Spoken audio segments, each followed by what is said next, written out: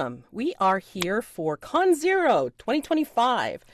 The online con because we can't make it to Unplugged or whatever, but it's great. We're online. It's awesome. So anyway, here welcoming my wonderful players that have come to play the lovely Somnolent, an incursion I wrote for Trophy Dark. And we're just going to do a quick introduction to the players. Just state your name, your pronouns, and your interest slash experience with Trophy Dark, and popcorn it over to someone else in the meeting. Okay, so I'm going to start. I'm Madelancholy, Mads for short.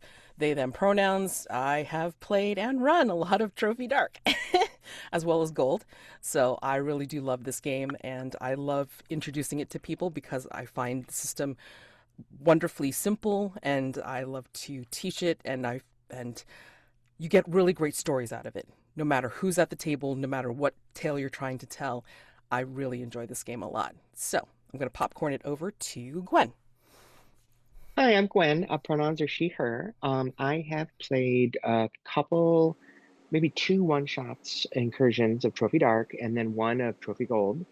But it's been a little while. It's been a year or two. Love it every time I played it. Love every time I played with Mad. So I'm looking forward to another game of those two combining. It's like two great tastes. It tastes great together. I'll popcorn it to Lillie. Hello, I am Lillie. My pronouns are they, them, or they, she. I'm flexible with that. I have never played Trophy Dark before, but I have played The Between, which is a really awesome game. I love it. I like things that are a little bit darker, and yeah, that's me. Go ahead. I will popcorn it to Conor. All right. Yeah, I'm Conor. He, him. I am similarly, yeah, new to Trophy Dark. Have know only by reputation, which is yes, for very good and kind of yeah, dark storytelling. But I'm excited to play this, and then I will popcorn this to Roger. Then Hi, I'm Roger. Pronouns are he, him, and I played in a Butter Princess game, which is Trophy Dark adjacent, I guess. Same chassis earlier this year. And so I'm really looking forward to this is my first time with ConZero, so a lot of new faces to meet and play with, and hope to have a good time. Wonderful. So welcome all. I appreciate you all joining me for this table for tonight. Okay, so I'm going to usually start off with doing my intro, which includes laying out the expectations at the table, which starts with cats, concept, aim, tone, and subject matter. And then I will go into the safety, which goes into the safety tools that we will be using for this particular session. Okay, so to start, concept. Sorry, I have to get into my actual game because I put it in there. Let's see. All right. So, concept. Concept for Trophy Dark, the actual game itself. It's a role-playing game about a group of doomed treasure hunters entering the haunted spaces of the world and their physical and mental descent as they move deeper and deeper into the incursion. This is not a hopeful story of brave and daring adventurers that slay dragons and drag bags of gold back to town. This is a horror story of entitled pillagers meeting their tragic ends.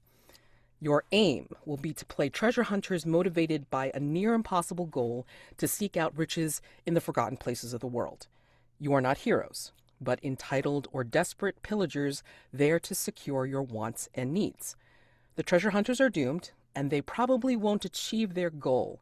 Instead, they are very likely to die by the end of the game, and watching how they go out is part of the fun.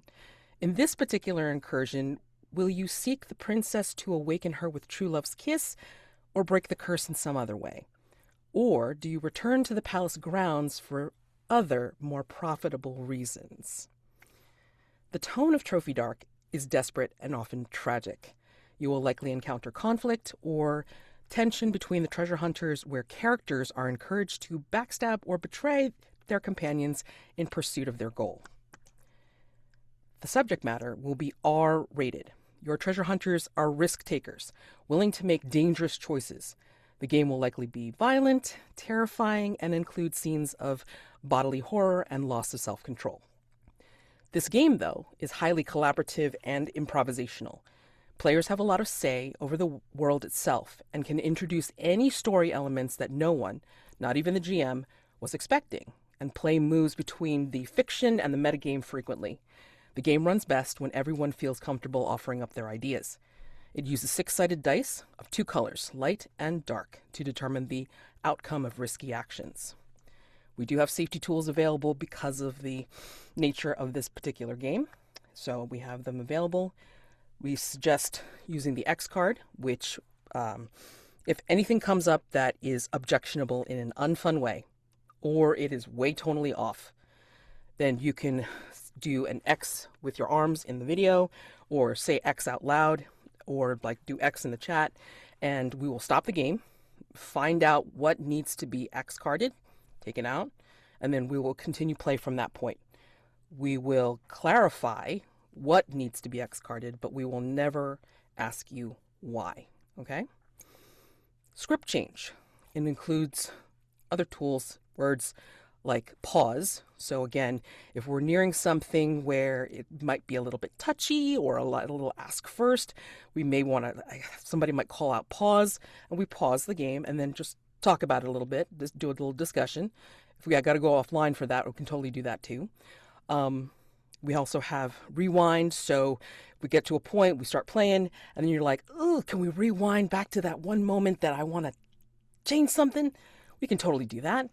Or if we want to fast forward and we don't want to role play something out completely, or we want to do a time jump, it's perfectly fine to fast forward, time jump to whatever point further in the story, okay? So that's script change. There's also open door. So at any point, you got to go answer the door. You got to go grab your dinner, whatever. You could just like, hey, I'm going to like leave for a minute and then just like, we're all adults. It's fine. But another part of open door is if you decide at any point that this is not the game for you, you can totally take an open door. Just let us know that you're not returning. You don't have to explain why. And, that's perfectly fine. All right. So it's a safety tool that keeps you safe. All right. And then we have, finally, lines and veils. ConZero has their own sheet of lines and veils, which I agree with as well. And we all filled it out. So we have a review of the safety tab. I did make a copy of it and put it into our character keeper. So it's at the end of the character keeper itself with the copy of lines and veils. Yeah, so I copied it over and it's pretty comprehensive. So everything that's on there, it's like, whatever's the line, the things that we will not mention in the game whatsoever, they are not existing in our game world. Veils are things that you can kind of touch upon, fade to black, not role play out fully, okay? Not get graphic about it. Ask first. Again, if we're getting near to that touchy subject, it's kind of like, just be like, can I mention this? Like come into the metagame and then just like ask out loud. It's like, is this okay to mention if I say this? That's perfectly fine. And I've marked some things of interest because they might be inherent to the incursion or Trophy Dark as a game itself, like betrayal between PCs. That might end up happening towards the end as you all descend into your ruin, which I'll explain more about as we go deeper into the game, or body horror, because everybody loves body horror in a horror game. And shifting reality is something that will happen, definitely, in this particular incursion. So don't be surprised. All right, so that's what we have for lines and veils. All right, so any questions whatsoever about our cats, the expectations, or the safety tools? Anything like that? Anybody? Good to go. All right, wonderful. Okay, so now we get to the fun part of this, which is starting to work on our characters. So let's see. Character options, like you can see the tab of like, look at all the characters that you can try to make. It's awesome. Hold on, let me just do that side. All right, so pick a column, any column, put your name in there, and then start using the yellow-orange box, which walks you through everything from soup to nuts, pretty much, like, from how to create your character. And I think on the bottom, very bottom, there's a randomizer. So if you don't want to go through the whole trouble of like trying to do it, then you can just use the randomizer to see what it gives you for a name, occupation, background, drive, all that kind of stuff. All right.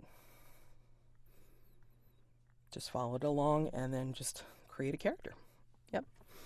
And if you ever want to see, like, stretched out, like what skills are associated with whatever occupation, whatever background, flip over to the character options tab, and then you can go ahead and see it that way. And since this is not the interesting part for the recording, I'm going to go ahead and pause the recording while you guys make characters. And then when we return, then you will introduce your characters, and then we will get started in play. Okay? All right, so our intrepid players have created their characters, and we're going to be introduced to these people. So, Gwen, please introduce us to Lora. All right. Lora, pronoun she, her, is a spirit medium with, she's been dabbling with the dead and death for some time. In fact, she had a career for a while as an opportunistic grave robber. I mean, how else am I going to resurrect the cult of necromancers known as Darrowon? Otherwise, I'm actually resurrecting them. I'm not bringing the cult back in name. I'm bringing them back. Because after all, I do have the ritual of animating dead bodies. So, I still might. One of the rituals allows me to put a spirit into a new body. So I might, since I talk to spirits, I might be like, hey, can you get in that door and open it for me? Or, hey, here's the dead body, get in it. I don't know. I haven't decided yet. That might happen. But I am involved in this story, not only because hey, there might be dead bodies I can play with, but because should I talk about being how I'm a suitor or no? You can if you want, sure. Okay. Well, I knew her. I was childhood playmates, but she came to fear me because she could tell I was talking to things that she couldn't see. And that scared her, but she would come back because the spirits would tell me things that she wanted to know. So we would play our games, and I would let her in on little secrets that the spirits told me. That must have been very tempting. Well, she was my last and only friend. I mean, among the living. Did you always tell her exactly what the spirits said, or did you embellish or Oh, lie? of course not. It was lying about half the time. Sometimes I would tell her things that when there were no spirits present at all, just for fun. But there were some truths that they would tell me that I couldn't tell her because it would be too hard for her to hear. I knew when her parents were going to die, things like that, in advance. I didn't want to tell her that. Got it. Okay. Let's see. And then with the cult of Darrowon, Mm-hmm. when did you know that you were one of these? Well, one of them, being being skilled in necromancy, possibly yourself. Well, they came to me because, I got in the business. Once I realized I could not only talk to spirits, but put them into dead bodies, I started doing it because now I could have friends that did what I wanted them to do for a change. They finally listened to me. And well, when you start doing that enough, you draw attention among certain circles. And so I started getting visited by ghosts of these cult leaders from long ago. And I've been digging up their bodies and re-inhabiting their bodies with their spirits. And usually I get it right. I mean, one corpse and another are very hard to tell apart sometimes. So they'll wake up and they'll yell at me because I put them in the wrong body. But tough shit. Oh, goodness. All right. Well, I well, hopefully when you resurrect the cult itself, hopefully all of the Getting there. bodies will be where they're supposed to be. Uh, And well, then I'll have a cult of necromancers. They can fix whatever problems I've created. awesome. Alrighty. All right, let's find out about Widdershins. Roger, please introduce us. Widdershins. Widdershins is an older gentleman, gray hair, a little bit frail, a little bit sickly, uh, constantly tinkering with things because he is, in fact, an artificer.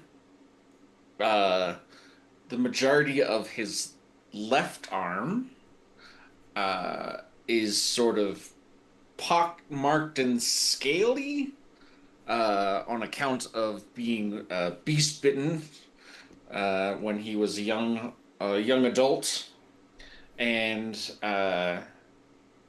he was able to be cured of that malady thanks to the scientific advancements of the nearby nation of Kaldur, and became a mentor to the princess uh, as she was going through her studies. And unfortunately, she didn't have a lot of interest in continuing diplomatic relations with the nation of Kaldur. They have long been an ally to our crown, our city, our nation. But she sort of dismissed them as stinking foreigners with no place in our crown. And so I left to go study in ancient Kaldor for quite a time, and now I have compiled all of my research into a massive volume, which I hope to get published, but I need more fame and renown, and so my hope is by solving this curse, I will gain that enough renown to publish my work and uh, show everyone how much Kaldor means to the nation.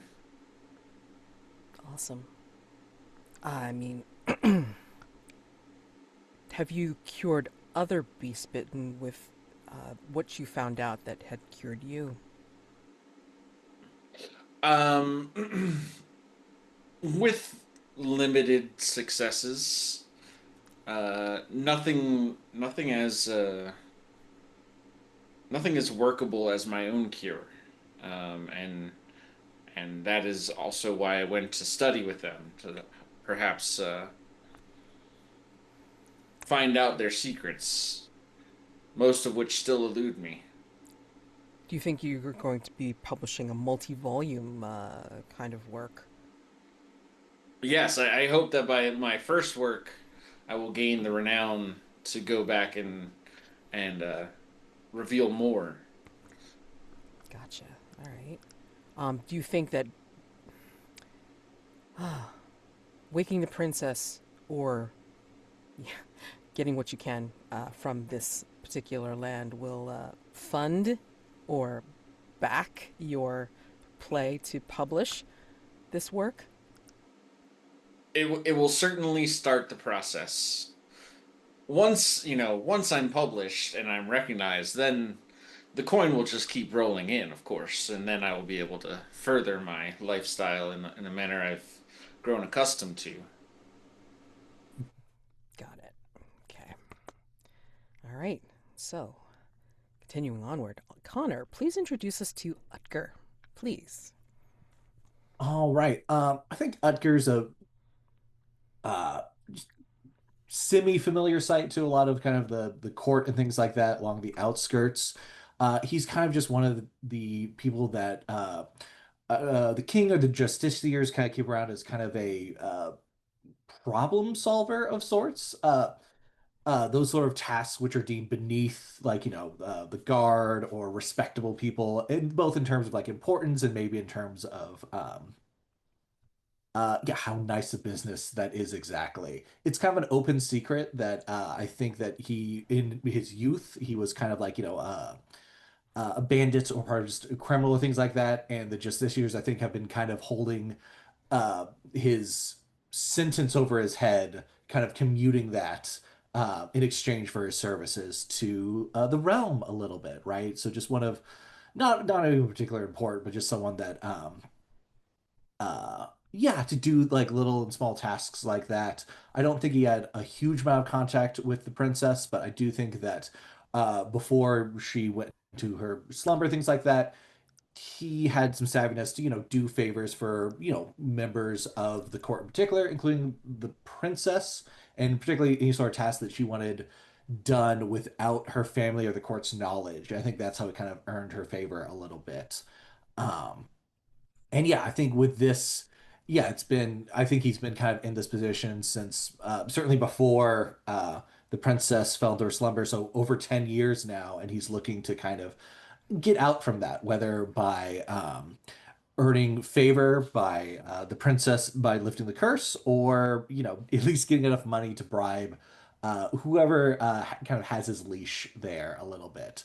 And he'll take either one in equal measure. So.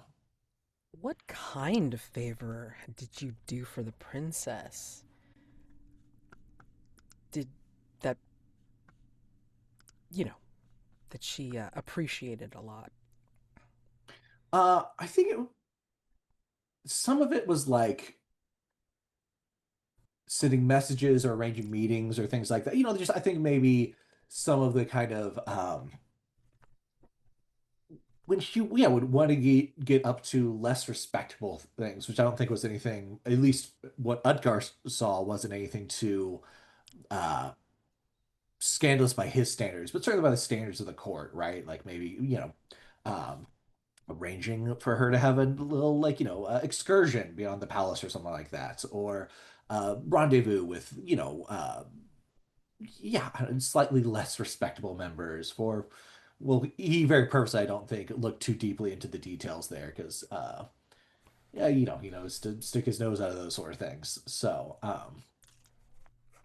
Okay, let's find out how deep the rabbit hole goes, but we'll ask more about that later. Lillie, absolutely. Lillie, please introduce us to Katel. Okay, so Katel, yes. Katel is an herbalist who um, likes to experiment a lot and cook up a lot of things. She they have like um, a still workroom um, and a tiny little shop. It's not big, it's not much, but it helps Cattell keep some income coming in. They kind of grew up without parents, like from the time they were a teenager, and their connection with the princess is that they were their bodyguard, and they were very close with the princess. But because Cattell has a bit of a morally gray, like, personality, there they didn't always see eye to eye on certain things.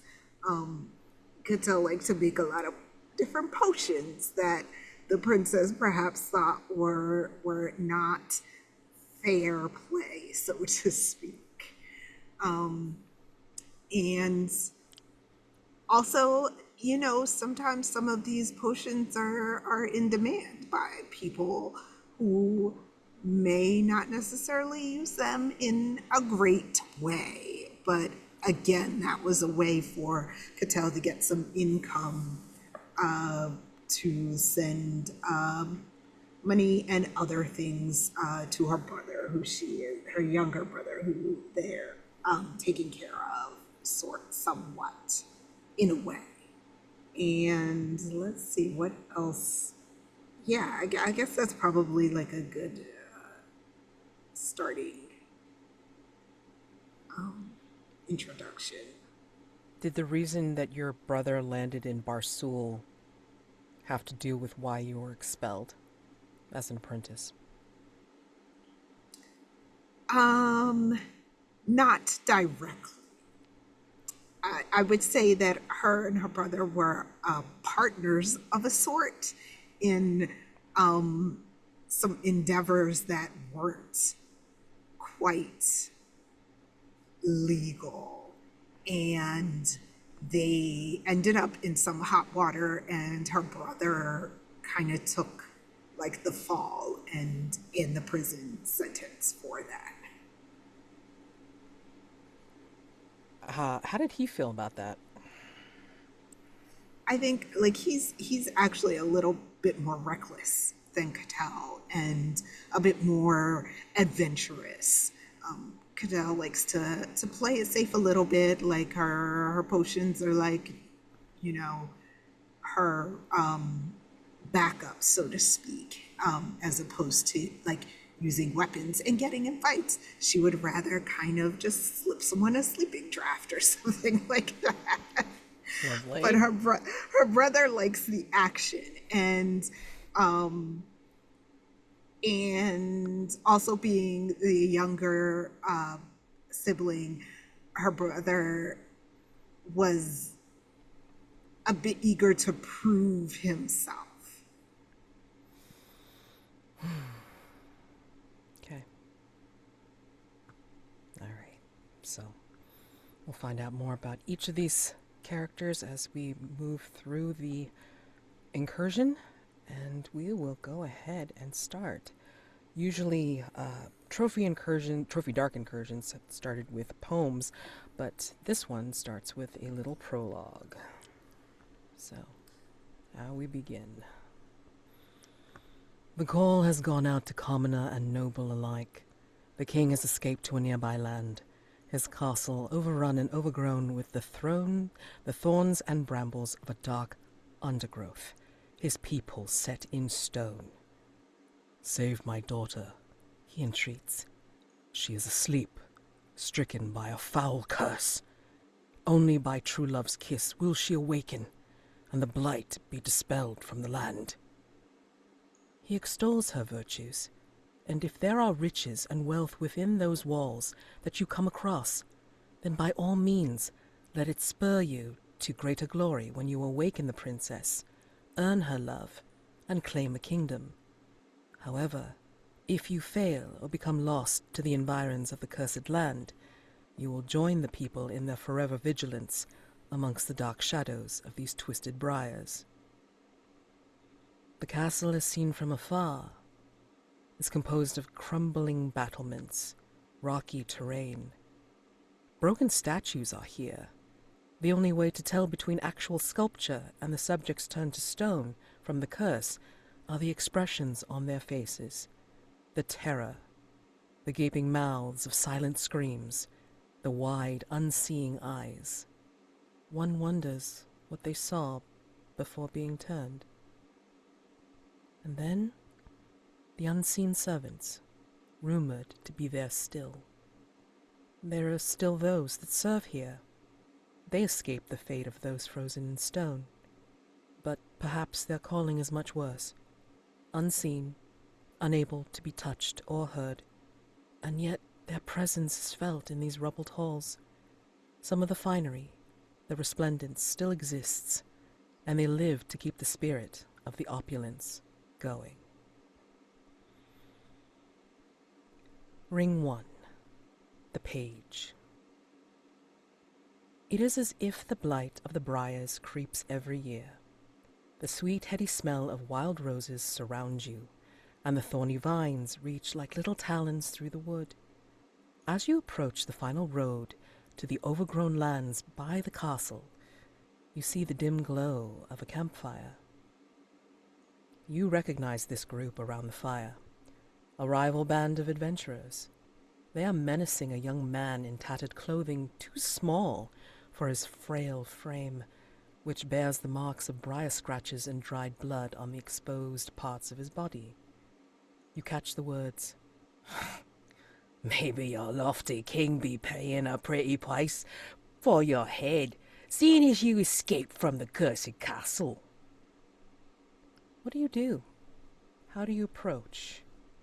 What do you look like when you come upon this scene? What does the camera see when we train upon each of your characters in turn? Well, I suppose that first they might notice a gaunt, pale-looking woman with deep rings of dark, kind of deep dark rings under her eyes, bloodshot. Looks like someone who doesn't sleep much, doesn't take care of her body, and she's having a conversation with the empty space to her left. There's no one visible there. The conversation seems quite animated. Um, and she seems to be on the one side assuring this invisible interlocutor that this invisible person will get a chance to kiss the princess if the princess consents to forming a relationship, possibly with an undead. But we don't know yet whether that's something they're interested in. We have to talk to them. And then she looks up and sees the scene awaiting her and says, oh, maybe you should talk to one of them. I don't like to talk to living people." All And then she right. steps aside. Uh, so when the camera, as it were, pivots to Utgar, I think Utgar's like a big man, tall and kind of, heavy in that way. I almost think of like a butcher's build, where it's like, he's not lean or like muscular, but he clearly has some like, power in his frame a little bit. I think he's dressed simply and kind of practically, not like uh I think maybe like the cloak or something that's a little tattered, but the rest is more or less well kept, if definitely not fanciful or rich in its design or anything like that. He himself, I think, probably has kind of hair shorn to kind of almost a stubble starting to recede on his head. Face is a little unshorn. Small eyes that probably glint in the firelight a little bit. I think he is. He, he's definitely. She seems maybe a little on guard. Not even so much for like maybe where they're going, maybe what they're approaching, but also probably for like what his companions are. I think he's maybe used to being paired with some strange characters, but this probably ranks up there if like, um uh you know, uh Lora has been spending. I imagine that this moment of conversation is somebody that only Laura can see is not the only time Laura's been talking to somebody uh, on their journey so far. So yeah, maybe doesn't have his hackles up so much, but it's definitely kind of like a little tensed up, and I think that kind of carries over there. I think his instinct is to yeah, step over to this to do something about it since it seems like it could be useful. But I also think that he knows his place as well. So like, he's definitely willing to like look around if there's somebody that either has a particular idea or is willing to do a more diplomatic. Right? He knows he is the blunt instrument here, and while he's willing to be used, he also knows it's not always his time to do so. So. Oh, and then assume in Trophy Dark that you have whatever equipment that you have on you. It's not as important necessarily. But yeah, just assume that you have whatever equipment that you normally would carry for your character. All right? Uh, what is Katel and Widdershins doing? So I think Katel is kind of in the background. They usually don't like to be the talker, the face. They leave that for other people. And so Cattell is kind of like this really sturdily built person. They are about 5'7", 5'8", and very wide shoulders,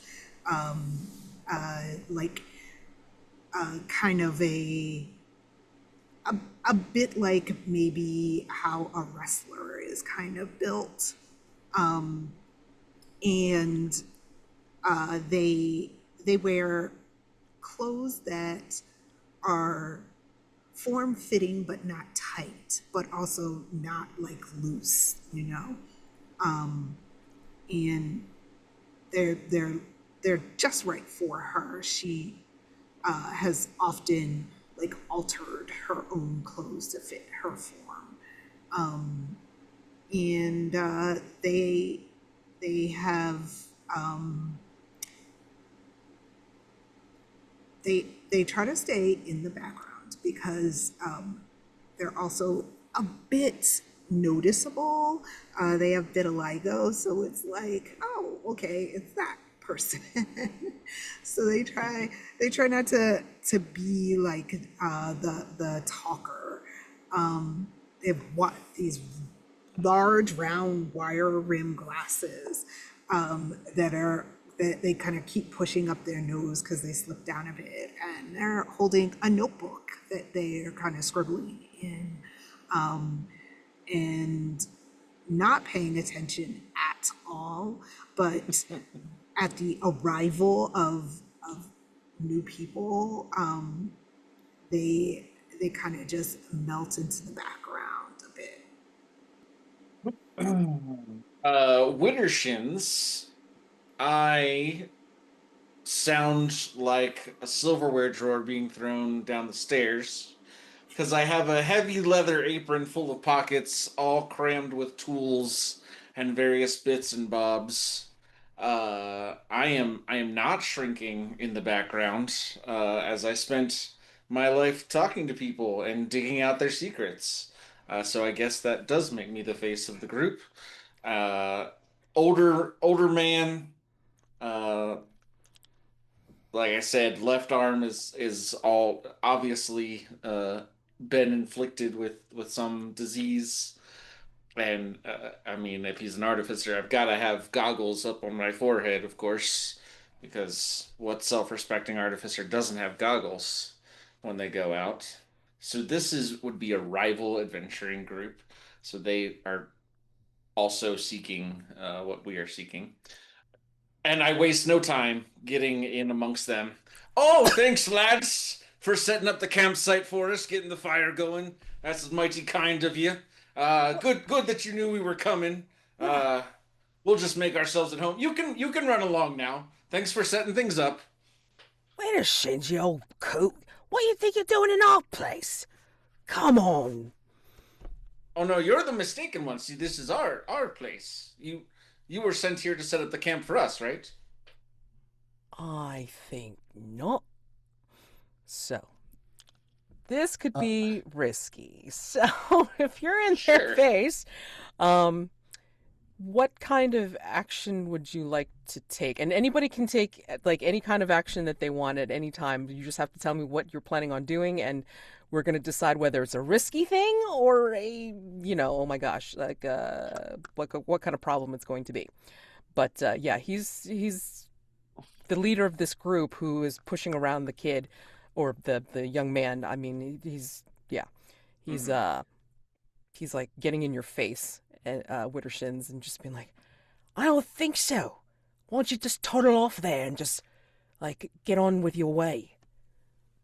uh, I think with that, I definitely think Utgar's gonna step up here. It's kind of yeah, a second step here behind the clanking old man. Maybe give him a slightly different impression. I think he maybe has like a cudgel or something on his belt, which I don't think he like pulls out yet, but I think he just kind of like puts it there and kind of well, depending on how big these things are, just he's gonna kind of loom over that and I think at least his first instinct is to just try and like intimidate them a little bit. Where yes, obviously Widdershins came in and like made this, but he's gonna try and put some yeah, just a little bit of heft to that sort of insistence a little bit there, right? Okay. And obviously if other people have specific moves, happy to step back and let that happen first. But I think my first instinct would do like some sort of risky intimidation roll or something like Oh that. God, yes, absolutely. So let's do the first roll of the game, which is going to be the risk roll. So before trying something risky, I ask you, and I'm gonna ask the other players, what could go wrong? So I think in trying to be intimidating and everything like that, he's going to get in your face and probably pull like, and again, you would say, what could go wrong if you fail? he could pull a knife on you, and then like immediately it's going to be going into a fight. So that could be something that goes wrong. What else? Anybody want to suggest something else that goes wrong? Point of question here. Yeah. Is this uh are we asking her what can go wrong or what could be devil's bargains at the moment? Not yet. This is like, Okay. if you follow along with the reference sheet, it's like I'm starting with the very beginning, which is what could What go could go wrong wrong? first, and then we're Okay. going to gather dice, and then we're going to ask about devil's bargains. So, Wonderful. Thank you for clarifying that. absolutely. Yeah. So, um what could go wrong? So again, like, guy's not going to put up with it and he's going to start a fight. This is for the fail. Like if you fail, like this is what could go wrong. So a fight. Anybody have any other suggestions for what could go wrong? And if you don't, that's fine too. I think what could go wrong is these people work for the Justicars, and so they will remember you when you're trying to uh, erase your crimes by bribing the Justicars. So they're going to pull that up in your face. Remembering bribes. Oh boy. Yeah, mine is a little bit similar. I was thinking that they also were the Justicars, and they want to now detain you. Oh, love it. Oops. Oopsie. Okay, so hopefully we don't see a fail, but well, that could be what goes wrong. All right, let's gather some dice. So you're going to take a light die if this is something that you're skilled at because of your occupation or your background, and this is where we would look at your skills. So Yes. you're And I'm a using. reformed thug as my background, and Yep, that gives intimidation, which is awesome. textbook what I'm doing here. So, Absolutely. Okay, so you get that first light die. Take a dark die if you're risking your mind or your body. Oh hell yeah, because like you're going to get into trouble like most definitely with your body. yes. Now, the second light die to increase your odds of success comes from accepting a devil's bargain. So remember, devil's bargain is always prefaced with no matter what. So regardless of whether the roll succeeds or fails, this is what will happen no matter what. So what do we want to offer as a devil's bargain? Devil's bargain. Let's see. No matter what, they will take this young kid that came out from the cursed castle with them when they leave. So we will not have the opportunity to tap him as a resource. Okay. Let's see. I think want to tweak a little bit what was offered earlier, where I think they are, you know, it's like they are. Like one of them will remind you, like as you're getting up in their face, yeah, like somebody will get up in your face and says, "It's like you wouldn't be talking so tough if like you didn't have, you know, somebody reminding you about them bribes that you have to worry about." So reminding you about what you have to worry about with the justiciars. So Mm. reminding you about your crimes. So So I could take either of these to get an additional die. Is that what I understand it to be? anybody else have any other devil's bargain they want to offer? If Okay. not, okay. So yes, you could choose one of those to get the second light die, but because I am an easygoing GM, people will take none, and they won't get that second light die. They can take one of those things to get the second light die, or they can take all, but still only get one second light die. But sometimes they just want to pile on the fun. So yeah, that's up to you. I mean, you could take both or one of them to get that second light die to increase your odds of success. What would you I'll like? say let's take that second one just because I'm curious what could be done with this page once we um if we do get the opportunity to talk to him. But I do think it also fits the character for someone to, yeah, shove this in my face, both like Yes, what exactly. my predicament is, right? That feels Right. appropriately kind of towards the doomed nature of this game. Oh, sure. So, Absolutely. So you're gonna try to intimidate the tough guy leader. So you're gonna go into the risk roll and you're gonna mhm. roll two light, one dark, please. Yes. All right. I'm gonna hit that now then. Mhm. Ooh. Oh, sorry, took a second, so it went twice. So happy to take just would it be the first one or whichever one you want to take. So let's see.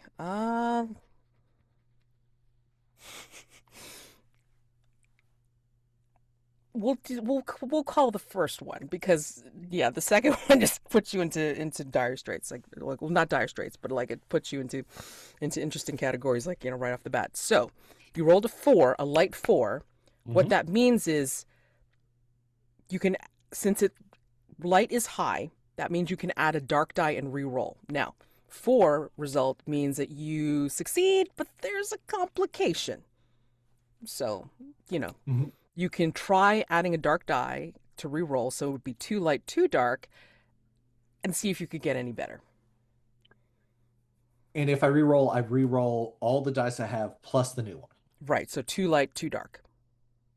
But obviously, the threat there is there's more chances for the dark dice to be higher than the light dice, which gives me a ruin. Um, but right now I'm at the second best outcome of success with a complication. So what I'd be just going for is trying to get a six on one of those four dice. Correct. That's, Um, I mean, like if you're gonna talk like pure mechanics, it's like you're gonna try always go for the six. But of um, course, you just run the risk of raising ruin. But I mean, Picking up the it's ruin. this is Trophy Dark. It's all good. It's all fine. Well, you know what? It's driver like you stole it, so I'll try for the re-roll here on this Okay. first one. Too light, too Uh, dark. all right, and then we'll see how horribly wrong this goes, and learn from there. Yeah. Okay, it took me a second last time, so I'm letting it. I hit it once. Maybe I did that wrong. We gotta try one more time. Too light, too dark. Yeah. There we go. Okay. You rolled a six. So That's a light six. Okay. six. Light Uh, six, you're great. You're oh, golden. wow. Like so you completely succeed. So tell me like exactly what you do or say to intimidate the hell out of this guy. I think yeah, what because it's campfire, it's dark, it's night basically, right? So I think Widdershins is jangling coming up and being like all this like just oh thank you so much for the camp, this sort of like yeah, this cheeky little thing. And then when they start objecting, I think Utgar kind of steps out of the darkness to be kind of like right behind it, and then just quietly goes, "Thank you for the camp," just kind of re-emphasizing Widdershin's thing. But now there's you know this big lug sliding behind it there, and then kind of I think kind of just in turn stares down each of the other people of this rival group. It's just and well yeah having kind of a hand on his belt there. Um, uh, and then yeah, I think just kind of yeah, again, just being kind of the punctuation mark on Widdershin's kind of play here. Yeah. So and so yeah, I think that's kind of yeah, his move there. And I think he's used to doing these sorts of yeah, mild intimidation things. And Sure. so I think the firelight behind you, and because like Widdershins is like kind of like awesomely loud with all of the jangly stuff on him. It's like it just like adds to the weirdness of the night. And so I think he just kind of like gives you this look like he's trying to be tough, but he's pretty wiry and scrawny next to you. So he's like, not worth it. And then he'll start to slink away, as well as the other ones that you've glared at. But one of the littler ones, one of the smaller ones, will kind of like slink past you, like get a little bit close, and say loud enough for everybody to hear. It's like, wouldn't be so tough if those justiciars that you bribed were here. And then like he definitely scuttles away. So yeah, everybody hears that. Everybody yeah, hears that. love that. Yeah. So since you rolled a six, you don't get any conditions or anything like that. You succeeded, no problem. And so, you're left there with the young man who's extremely, you know, he's kind of like, putting his hands against the light as he's afraid that you all will hurt him or something like that, or just be, mean to him. It's like, please, please, Don't hurt me. Don't hurt me, please. Well, I've gone through the trouble of setting up camp. Somebody else can take over cooking. I think Utgar's gonna go look and see if they have any food set up here, since it's been a long travel. So I think he'll just quietly go Oh over. yeah, they probably just like kind of left as like some packs off to the side or something like that. They were getting ready to do something, but of course you guys just kind of worried them away. So, you Well, know. I guess at this point then, Laura will she looks over and she's like, "Oh, those smelly guys left. Oh, what are you doing here, little one?" And there's this child who's like frightened, and she says, "Oh, my friend here," and she points at an empty space, says, "You look frightened?" I can't really tell. Yeah, yes, All children look the same to me. it's actually like a young man, like a little bit older Oh, than a teenager, but he's He still looks wearing like a child. what yeah. he but he look he's so scrawny and frail looking, like Mm, he looks like he's wearing clothes that he's outgrown, mm, right? And I so see. yeah, and like so like he's like shivering in his like in his rags or whatever, and he's Mhm. thank you. Uh, uh, my name's Odin. I was a page in the castle. So what can you tell us? We're going in to wake up the princess or whatever she is. Yes, yes. Somehow I don't know. I was I was trapped something, and then all of a sudden I realized I could move, and then I just started to run. I saw I saw the housekeeper. She was not moving. She was stone. I ran.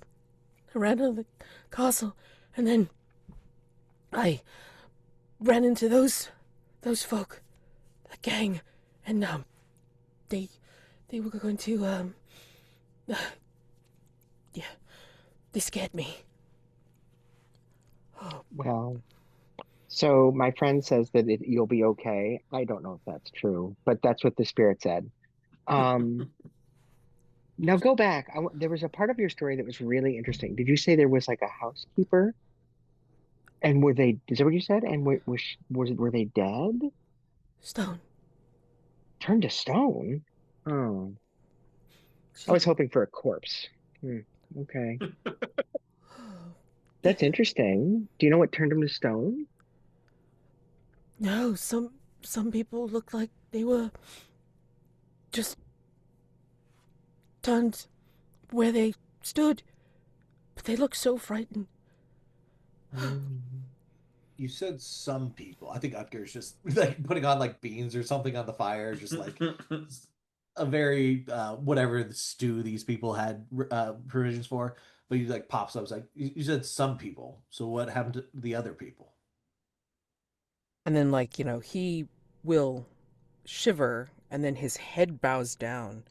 And when he brings his head back up, it's like his eyes have rolled back into his head, and like you just see like the blank orbs, and he intones, "Be careful of the moat.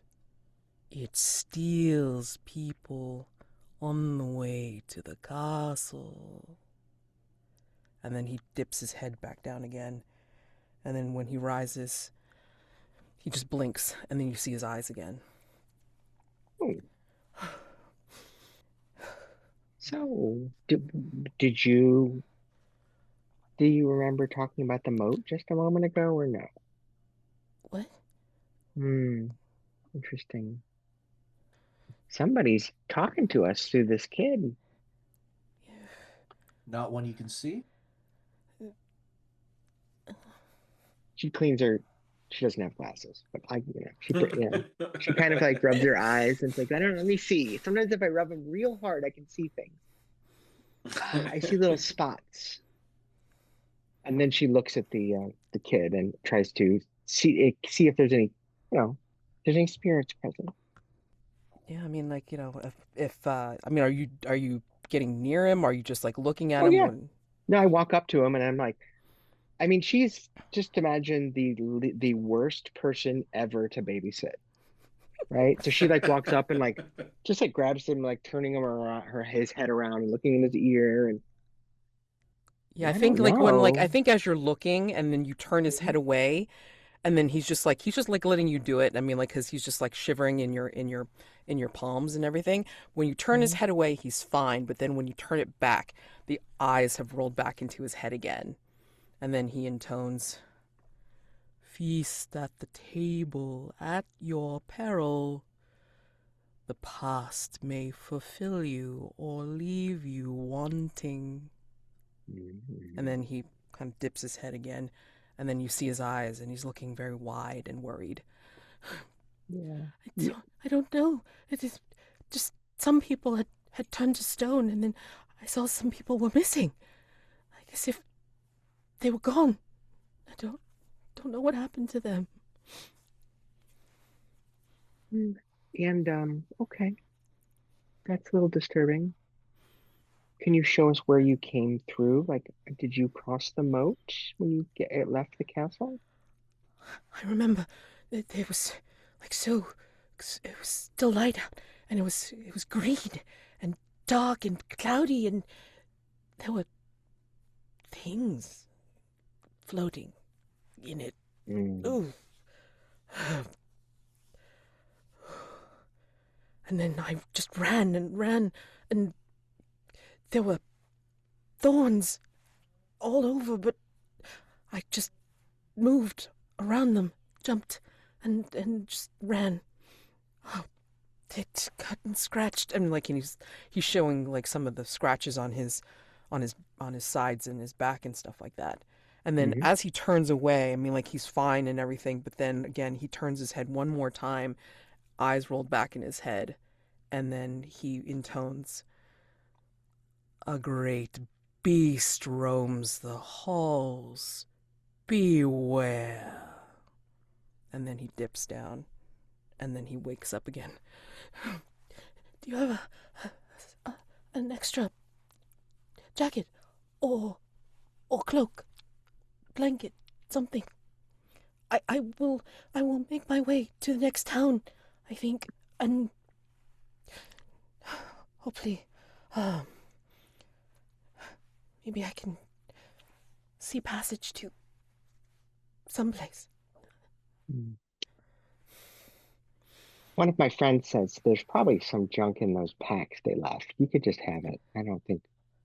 Thank you, thank you. And he'll like rummage through one of the extra packs. He pulls out like a dingy jacket, like it's got still like dirt on it and everything like that, and he'll like hoist it onto his really frail frame, like it's like 5 sizes too big for him, but he's like now warm. It's like, "This is good, thank you." And then he'll just like grab a pack. He doesn't care what's in it, and he'll just like you see him like kind of bowed a little bit from the weight, um, and yeah, he's just, "Good luck." Uh, I got a question. Yeah. Well, and then okay, real quick above the table, because it's been 10 years since the princess the curse happened. Mm-hmm. Um, so I think I'm just gonna like I think Utgar's gonna ask him, what year is it? And then he tells you the date 10 years ago. Hmm. All right. uh, I don't think that You lad's very smart. you didn't disavow him about the date at all? Oh God! um, uh, uh, I think Utgar. You know what Utgar will be like? You got any family outside the castle? Yes, yes, I have an aunt and uncle, uh, 2 towns over. I might be able to get a ride to see Oh, them again. Yeah, that's you good. should. That's good. Yeah, They're you should not. try to do that. They're not like old, are they? Well, they are now. Oh, I'm Uh, sorry. no. Uh, Oh, good, good. Yeah, yeah. You I'm should be able sure to they're find still them. there. I'm sure you'll find Yeah. them. oh, Yeah, oh, it's okay. only been And a I little think while. Katel like produces like a little like vial, and is like, here, kid, and sort of tosses it in this kid's direction, and is like, one drop of this will help you stay hydrated on your journey. Oh, thank you. Thank you very much. Uh, what is your name? I will let them know that you are one of charitable means, and you are good to those that have come to dire straits. Yeah, it's Katel. Thank you, Katel. Thank you. And he'll take that and grasp it in his hands, and again, like he looks like this ball of cloth and pack, and he'll just like start to run off down the road. Yeah. So, and do you guys camp here, or you like decide to make your way, start making your way over, like down further to the castle? I mean, my vote would be let's get in there and, push our luck. Oh, It's just, I didn't walk all this way just to go to sleep. Okay, fair, fair. I Yep, think Utgar. Oh, let's do it. yeah. Utgar's gonna look mournfully at like the beginnings of the stew he put on, and then just kind of like pick it over and shrug. Oh, oh, we'll take it and like eat it on the road. Yeah, he'll, Taking he'll it find some with you. venison or something in the packs. Right, Like, right, right. Exactly. Well, they had jerky and all that kind of stuff, right? I mean, yeah. like, but as you're talking, and then you're like, just getting ready and pulling all your stuff to go, right? And Widdershins is clanking down the road, and you guys are like, your backs are to the grown page boy. The page has run down the road, and he starts to slow down as he reaches the edges of the road. He looks back, takes one furtive look back at you all, leaving the firelight, heading down towards the castle perimeter, takes 3 steps into the forest, and then disappears into a swirl of autumn leaves. So ends Ring 1. And this is a good time for a break. So we're going to take a 10-minute break here, all right? So do what you need to do to be human, and we'll come back at the 50 mark, okay? I can't promise human, but I'll try. Yeah, bold of you to assume that I can return. Non-human, whichever, whatever you need to do in 10 minutes, okay? So Right. see you then. Okay. Ring 2, the moat. You find yourselves atop the last hill, overlooking the path leading to the great moat, and beyond that, the briar-choked castle. Thorny vines seem to twist and invade the very wood of the single bridge to its doors. It does not look like sure or sturdy footing. The doors to the castle grounds are high, arched, and firmly closed. There is currently a large hole in the middle of the bridge as you look from the hill, as the plants have weakened the structure. So, you can try and jump across, or you can try to find your way over. So, you'll have to get So we closer. don't see a path over at the moment.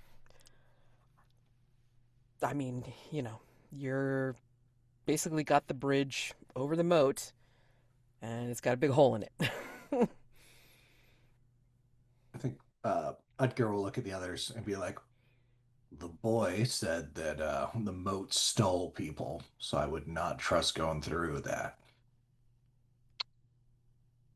Can we see it? So Laura walks close to the moat and tries to look down into it. Can she see anything in the moat? Again, the water is cloudy. But I mean, no like dead bodies floating. Every so often, it's like if you wait long enough, every so often a body comes to the cloudy surface of the moat. It looks bloated, but masticated, and then seems to get dragged back down by Hmm. something. Okay. I think Utgar might join Lora kind of by the bank there and be like, "You know bodies, right?" Seems to be your thing. I have one. Dead bodies. I have some of those there at home now. So what about them? Do those look 10 years old or do those look recent? No, no. 10 years in water with something eating them? No, I don't think so. And then she starts going into like gross detail about like, well, actually, the cartilaginous matter that holds the bones together would have eroded due to, in other words, So, no, I guess. so you're saying that this is suspiciously recent looking for corpses or something else is off.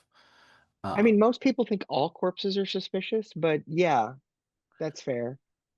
Here, let me just ask. I mean, give me a minute. And then she just waits for one to bob up and she animates it using her ritual. Love it. Okay, so this is risky. So Hmm. therefore, another risk roll is in play because Of you are course. activating a ritual. So we Yes. start with the usual procedure. Okay, so Hmm. before trying it, I ask everybody what could go wrong.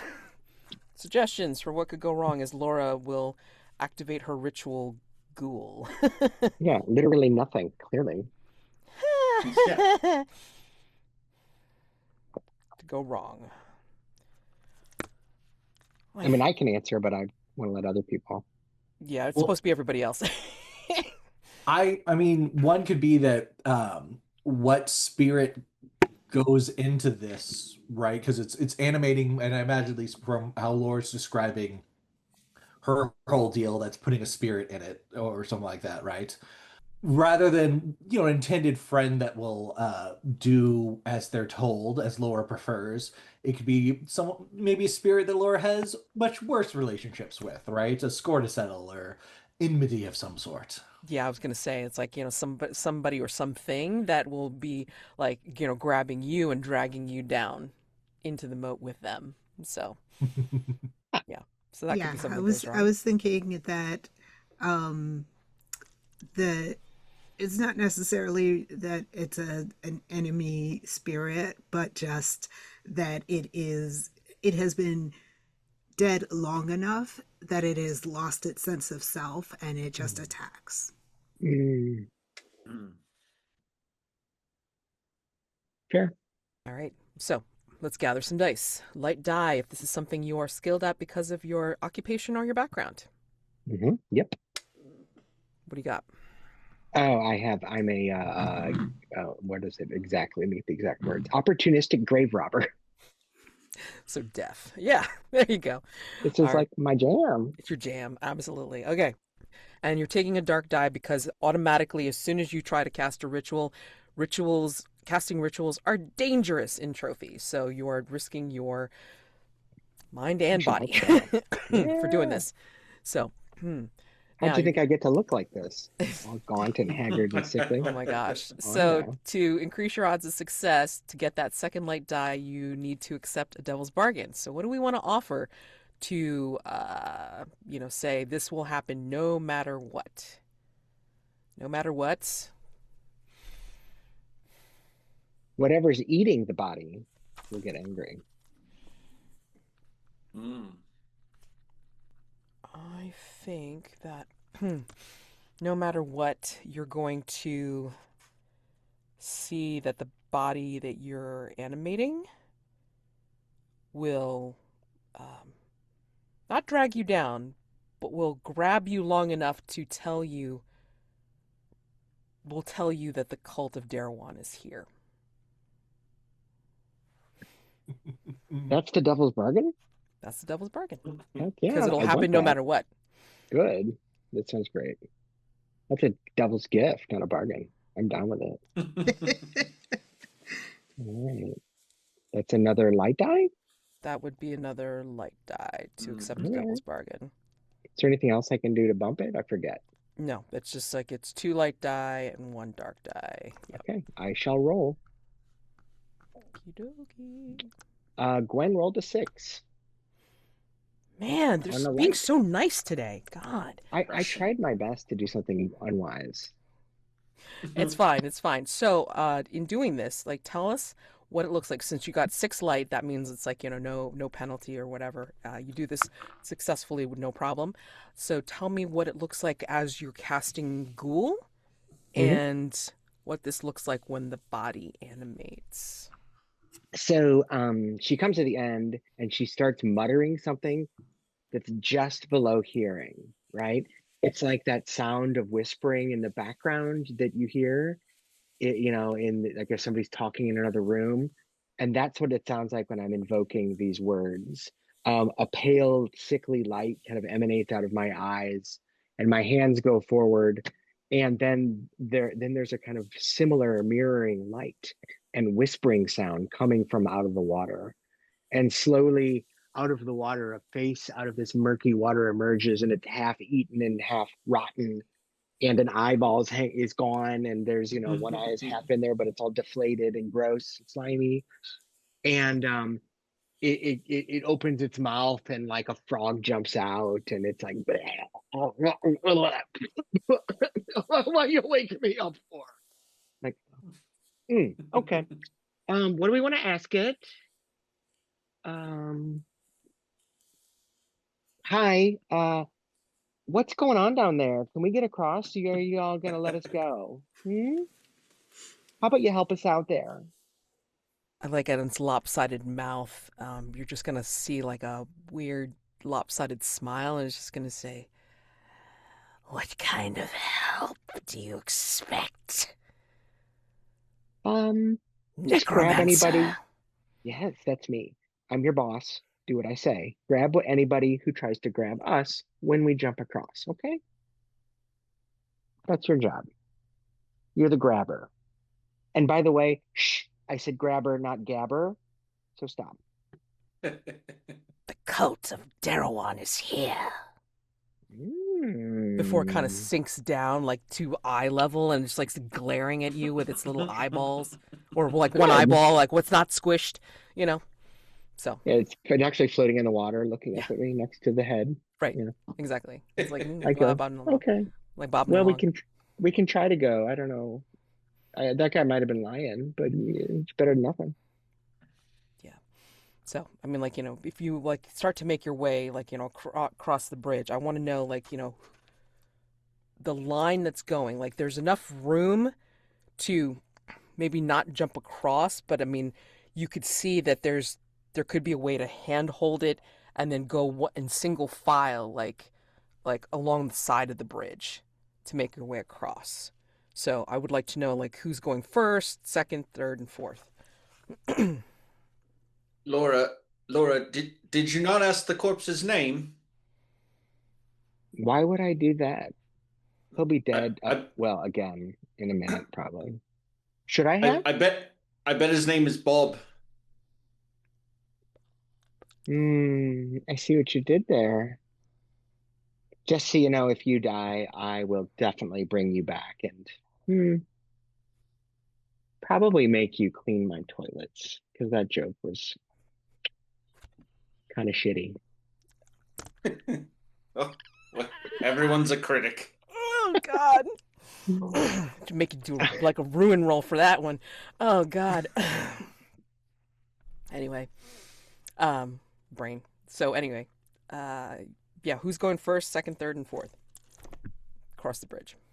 I mean, Laura's willing to go first because she's the one who said, "Oh, sure, it'll be fine, maybe." But so she's willing to be the guinea pig here. Hmm. Yeah, if I fall in the water, maybe. What did you say his name is? Bob? Yeah, maybe my good friend Bobby down there will maybe. I think Edgar's willing to go second. I think he's of a nature where he knows not to go first on anything, but it can be useful, especially after I imagine with how kind of gaunt Laura is. There's also like maybe like half the weight going on compared to like big guy like Utgar. So I think it'll be like and I'll test the integrity of this afterwards a little bit, Sure. right? After we make sure it's not immediately doomed, right? After Laura makes sure of that, basically. So I Oh my think gosh. Utgar's willing to go second. He's yeah. Okay. Who's next after Utgar? Sure, I'll go next after Utgar. Yeah, Cattell would definitely wait to go last. Okay. Ah, So, yes, when the structure is the weakest. Smart. but I think, as you make your way across, um, I want to know whether you look down, straight ahead, or upward towards the castle. Hmm. Cattell's eyeing the castle. Like, I think a lot of her personality is like, um, where is the end goal? Mm.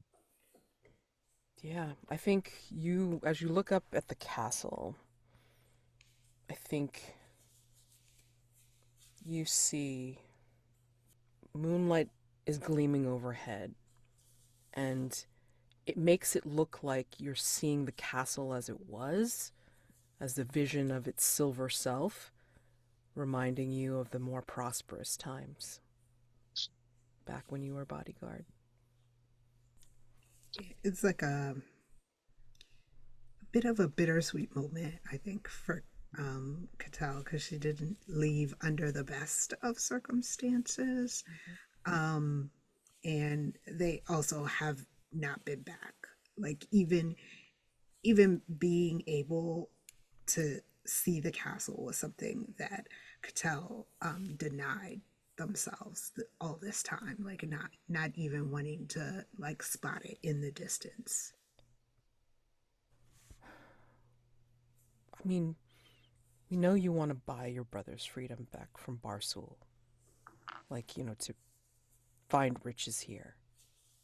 But are you drawn back in any way, shape, or form because of the princess? If someone asked Cattell directly, they'd be like, "No, of course not. That part of my life is over. Sometimes you have to move on." But secretly in their heart, yes, they kind of yearn to know how the princess is, and just kind of like small, like everyday life sort of things that went on around the castle, like who had the best gossip and whether the stew was too salty or not salty enough, and you know, getting the best like linens and that kind of thing, like those are things that Cattell thinks about and remembers and misses. Yeah, do you look straight ahead? Do you look down? Or do you look up? I think I can't help but look down at the structural integrity of the bridge as I'm crossing. Yeah, I think as you're looking down and just watching your feet, just making sure that you're not going to take a misstep and take a tumble, I think, Hmm. your vision goes past your feet. And when you're looking down at the floating soulless bodies in the moat, like, as they kind of bob up, possibly get dragged down, and you just see them like in the murkiness, I think you catch glints of jewels and valuable metal on them as they float up into the moonlight. Mm. Somebody could do a lot with that sort of funding, and they certainly don't need it anymore. I think it's time to do something stupid and fashion some sort of hooking line from the bits and bobs in my pockets Okay. to try to claw game some of those jewels out of there. Okay. So that sounds like a risky move to me, for sure. Well, Um, yeah. well, yeah. All right. So what do we think will go wrong as Widdershins tries to do this risky thing? Oh my god. Claw game. Oh my god, I love it.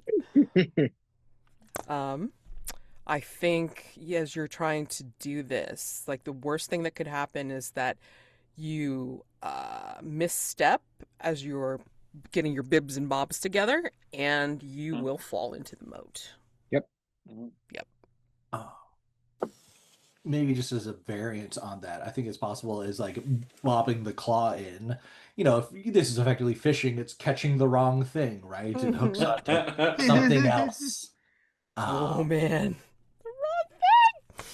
Or even like I think um the bridge like sort of fractures like Yes. whatever it's made of, and a important piece for us being able to cross Yeah.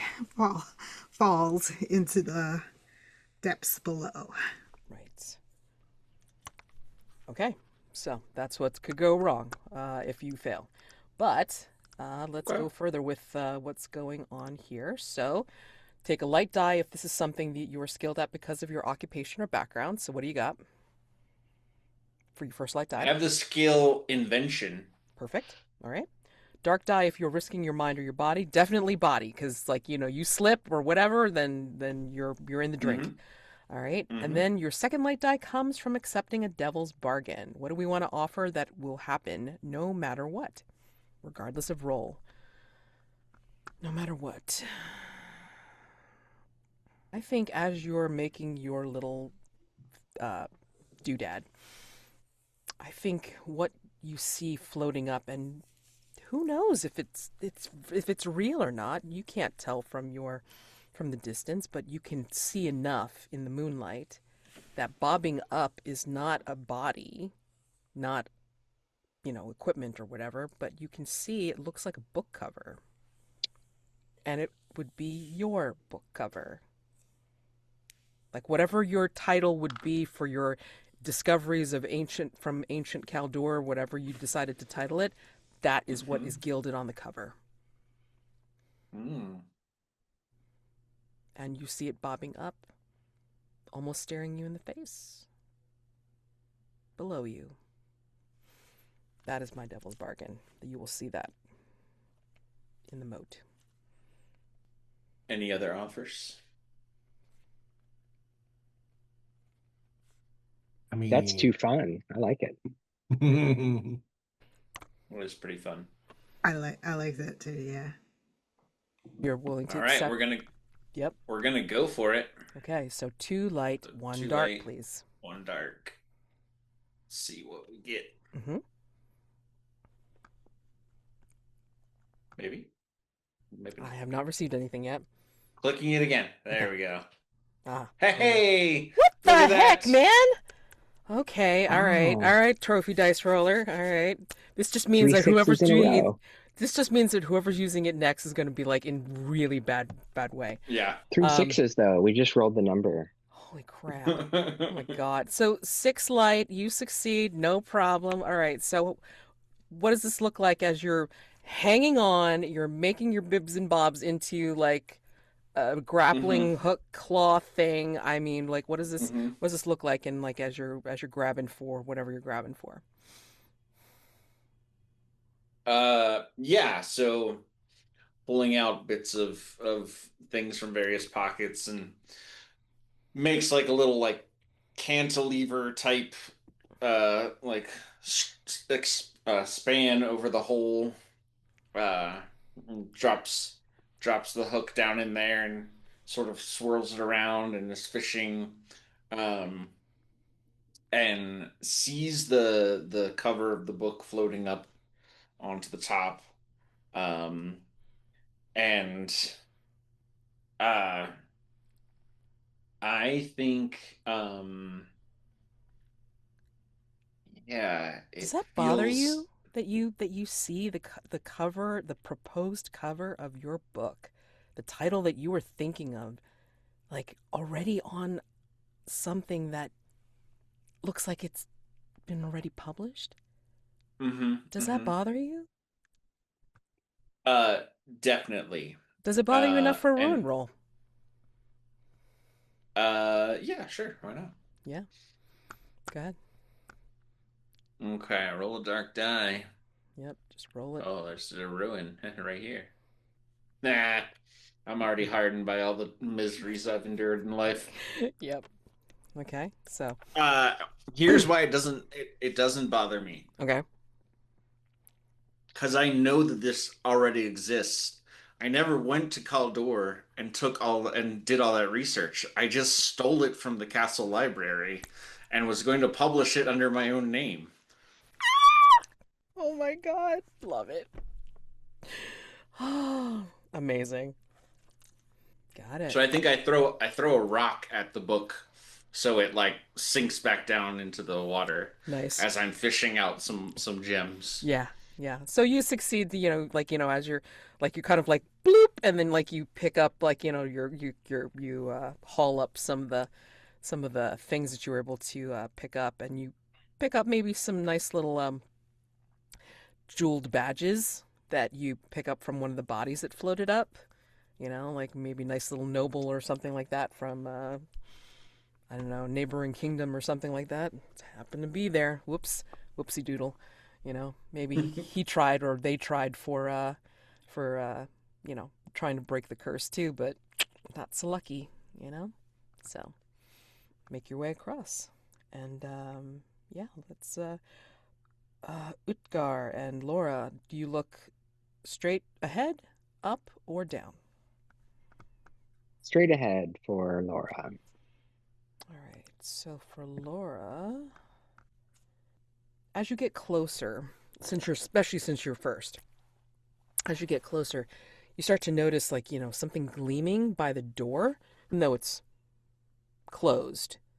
You notice that there's a satchel that looks like it's just been carelessly thrown down, and it looks like it has gleaming silver cups and cutlery spilling from it onto the ground. Okay, There's that. Yep. good to know. I'll try and grab that as we're passing, but only after I'm out of danger for the Yep. moment. Yep. You're still making your way across, but you do see that satchel like spilled out with stuff, silver stuff Mm. ahead. And Utgar, are you looking up, down, or straight ahead? I'd say he's probably looking down in like yeah, just a very kind of practical way of just like making sure that this isn't going to fall apart more underneath him or that there's not any kind of surprises going on there. So it's like, yeah, and I think he's like very specifically focusing on the bridge itself, not what's beyond it, or at least he's trying to. Maybe Yeah. there's something that catches his attention beyond that. Right. But I think his default is that very practical thinking about his footsteps. That's what he's Right. doing. Yeah, I think as you're concentrating on your foot placement, right? Like just to make sure that you're not like edging into, oh my God, it's like, you're gonna like misstep and then fall into the drink. I think you feel vibration at Mm. first.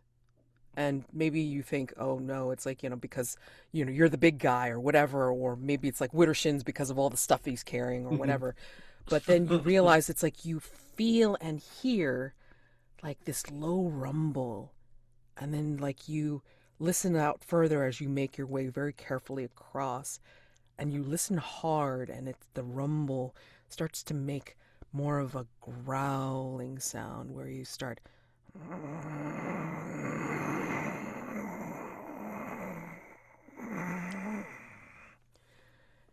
and it's like the rumble and growl seems to vibrate through the bridge, and you can hear it as if it's far away but close as well. Okay. Does it sound like it's coming from above or under the bridge or in the water? Could be anywhere. It's like it's almost like stones themselves or the plants themselves are carrying the sound to you or through the bridge. So you're not sure. Yeah, Yeah, yeah, for sure. yeah. Um, I think I think he's gonna try to just steal going, maybe going a little bit faster, starting to bump up against where Laura is as he increases his pace. And like this kind of sing his mind, at least until he hears a splash behind him and turns around to see Widdershins like fishing on this sort of thing. And I think like kind of a flash of like, what the hell are you doing? And stuff like that. And that almost more than anything kind of doesn't make him forget it, but kind of distracts him from the growl where it's, the much more someone I'm with is doing something very unwise, and that kind Exactly. of captures more immediately Yeah. than there's something weird looming, right? Right. So, Right.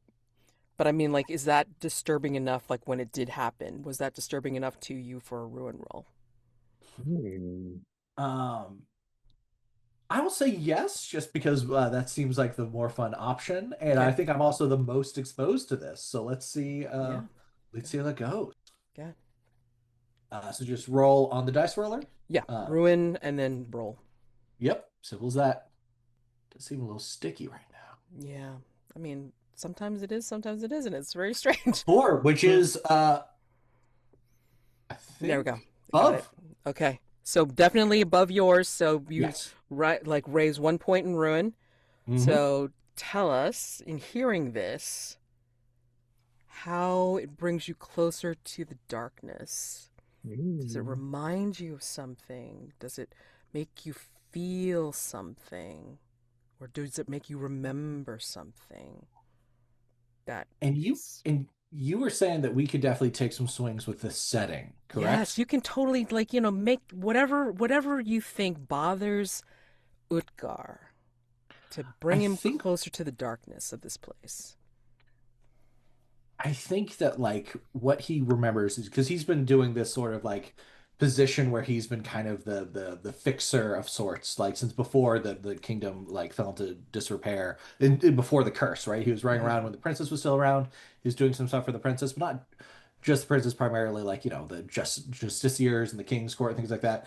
And I think that the jobs that he's used to doing like, just, undignified or kind of even nasty business sometimes. But the ones he really didn't like was occasionally he would go down and he would, I think he was just, yeah, for the jailers, the dungeon keepers, he'd do things. And like on the surface they're very similar, but there was something that was a little bit off. And I think in one of kind of like the oubliettes, like the deepest parts where like he never set foot, but he swears it made a growling sound just like that. And I think kind of these past 10 years, one of the reliefs that came with the curse and all that stuff is he's got to be far away from that and let himself forget that or let himself think it was just, the moans of like someone thrown down there or something mundane. And here it comes back, it's like, no, this thing was real and this thing is still around. Whatever curse stayed everybody, uh, this thing remains. And I think so that flash of that I think is what unnerves him so. Yeah, and I think that since your ruin went up, it's like you get the condition. Hmm. Let's see. What do we want to call this? You do get a condition. Remembering the moans, or what do you think? What's evocative of this memory? Oh, I think it's like I think part of the reason that it sticks with him is that it is a sound, yes, but it is also something very embodied and felt and like Yeah. almost in the bones and something like that. So just like yeah, I don't know what you'd call that exactly, but yeah, something about like it just being embodied and thing like that. So yeah, I think remembering makes sense The there. bones remember. Oh boy, love That's your that. that's your condition. The bones remember. And so you put that under conditions, Yep. and conditions don't have necessarily a mechanical effect on you. However, it flavors your role play from now on. So if you can Gotcha. remember what it means, and if you want to change it and tweak it that to help you remember, that's perfectly fine.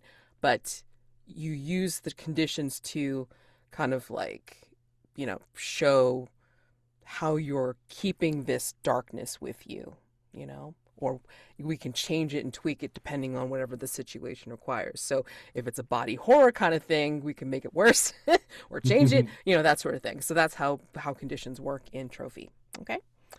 So Love it. Great. yeah, and I think as you guys make your way across, like whether quickly or slowly, or as you're listening to these things or doing these things, uh, you do make it to the doors, and you can pick up the satchel or its contents if you want. Look at what's And of there. course, Yeah, Of I pop it course. open and I'm like, I don't know if this is going to work out with this girl in here. So just in case, Right. digging through for There's valuables. enough. I mean, like it's like somebody somehow like brought them out of the castle and disappeared, or something happened to them and that's why it was Well, dropped. they might have been Bob's, but since Bob works for me now, never mind. Hey, you know, Bob will kind of like, you'll see Bob bobbing, looking at you, like glaring at you still from the moat. So, I blow kisses and I say, you, I don't know, swim to the bottom and stop looking at and he will slowly sink, but that glare is still happening from the one eyeball.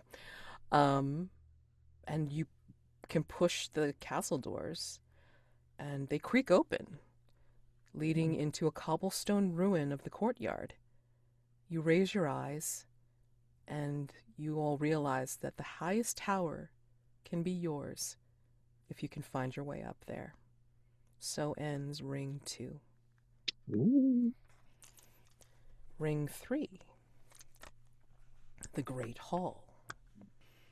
As you enter the courtyard, you smell something incredible, and you realize it's coming from a wide opening in the side of the castle, the inner opening, inner castle wall, leading to the Great Hall itself. Do you make your way through there? Through the what? Through the opening? Sure. Yep. For a few moments, you all come in through the opening and you see how the hall looked years ago. Maybe you remember this. The marble, the gold gleaming, the lush tapestries on the wall adorning them. And there are 2 thrones on the dais at the far end. There is a large circular table laid with the finest feast anyone has ever seen in the center of this hall. There are 4 seats here at cardinal points of this table, but the table is so large that you feel as if you could be sitting alone. Do you make your way to a seat? Katel is gonna approach the thrones, actually, Okay. and a bit lost in memory of who used to sit on these chairs, and she's gonna kind of run her hand along the arm of one of the thrones, feeling like it's like a filigree like carving. The thrones are really, they're actually made of kind of simple like iron, but they have these designs carved into them that are really really intricate, and it took the artist, it was actually like a team of artists who did these thrones, and it took them like 5 or 6 years to complete them. And I think Katel was there when the princess had input to commission how they were designed. Did you help her? Um, I think she Cattell does not consider herself an artist at all, and they would have probably just been there as support, standing in the background, unobtrusive as a true bodyguard should be. But every once in a while would like point to something and just simply say, "I like that."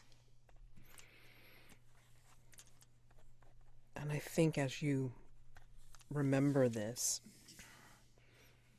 you get a whiff of something that smells familiar to you, Catel, as you do you all.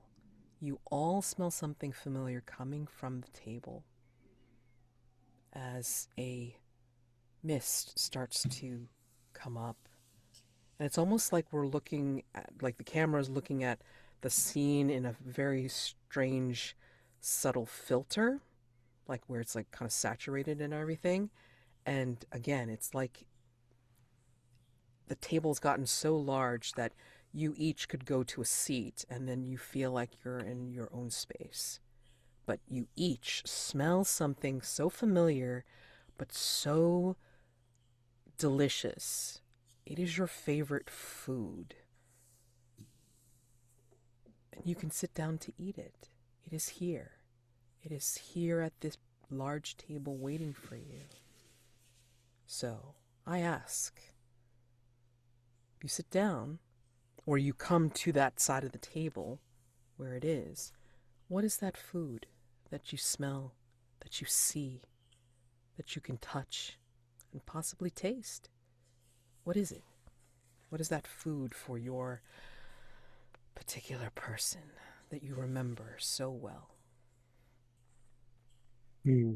I think for Laura, it is pan de muerto, which is well, it's bread made for Day of the Dead, Dia de los Muertos, because that was, her a nice old man who raised dead bodies out of the graveyard used to make it because in his mind, every day should be Day of the Dead. But she also remembers what the kid said when he had vision. But that bread is here. It is, the crust is right. Maybe it's cut open a little bit and you can see it's of the right consistency. And Mm. it's set very beautifully on this golden plate. It's Well, fresh. obviously she'll try to resist. She's been warned. I don't know how effective it'll be. What does everybody else have? Catel's is a soup actually, Mm-hmm. a very hearty soup, using what is called the Three Sisters. So it is like beans and corn and um, squash, like different kinds of squashes, whatever is in season at the current time. And I think Cattell actually used to sit around the kitchen sometimes when the princess was secure in her room, and they gave this recipe to the cook, and the cook would make this really nice soup, and with using some of the herbs that Cattell grew themselves. They had a small herb garden. Yeah. It's steaming.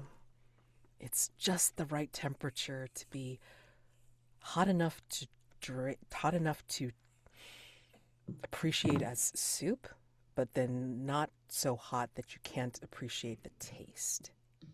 Comforting, comforting heat. What does Widdershins and Utgar desire? What is Uh, their favorite food? I think for Utgar, I think it's like a roast like heart, like a deer or something like that. And I think it's very specifically familiar because it's not a form of cooking.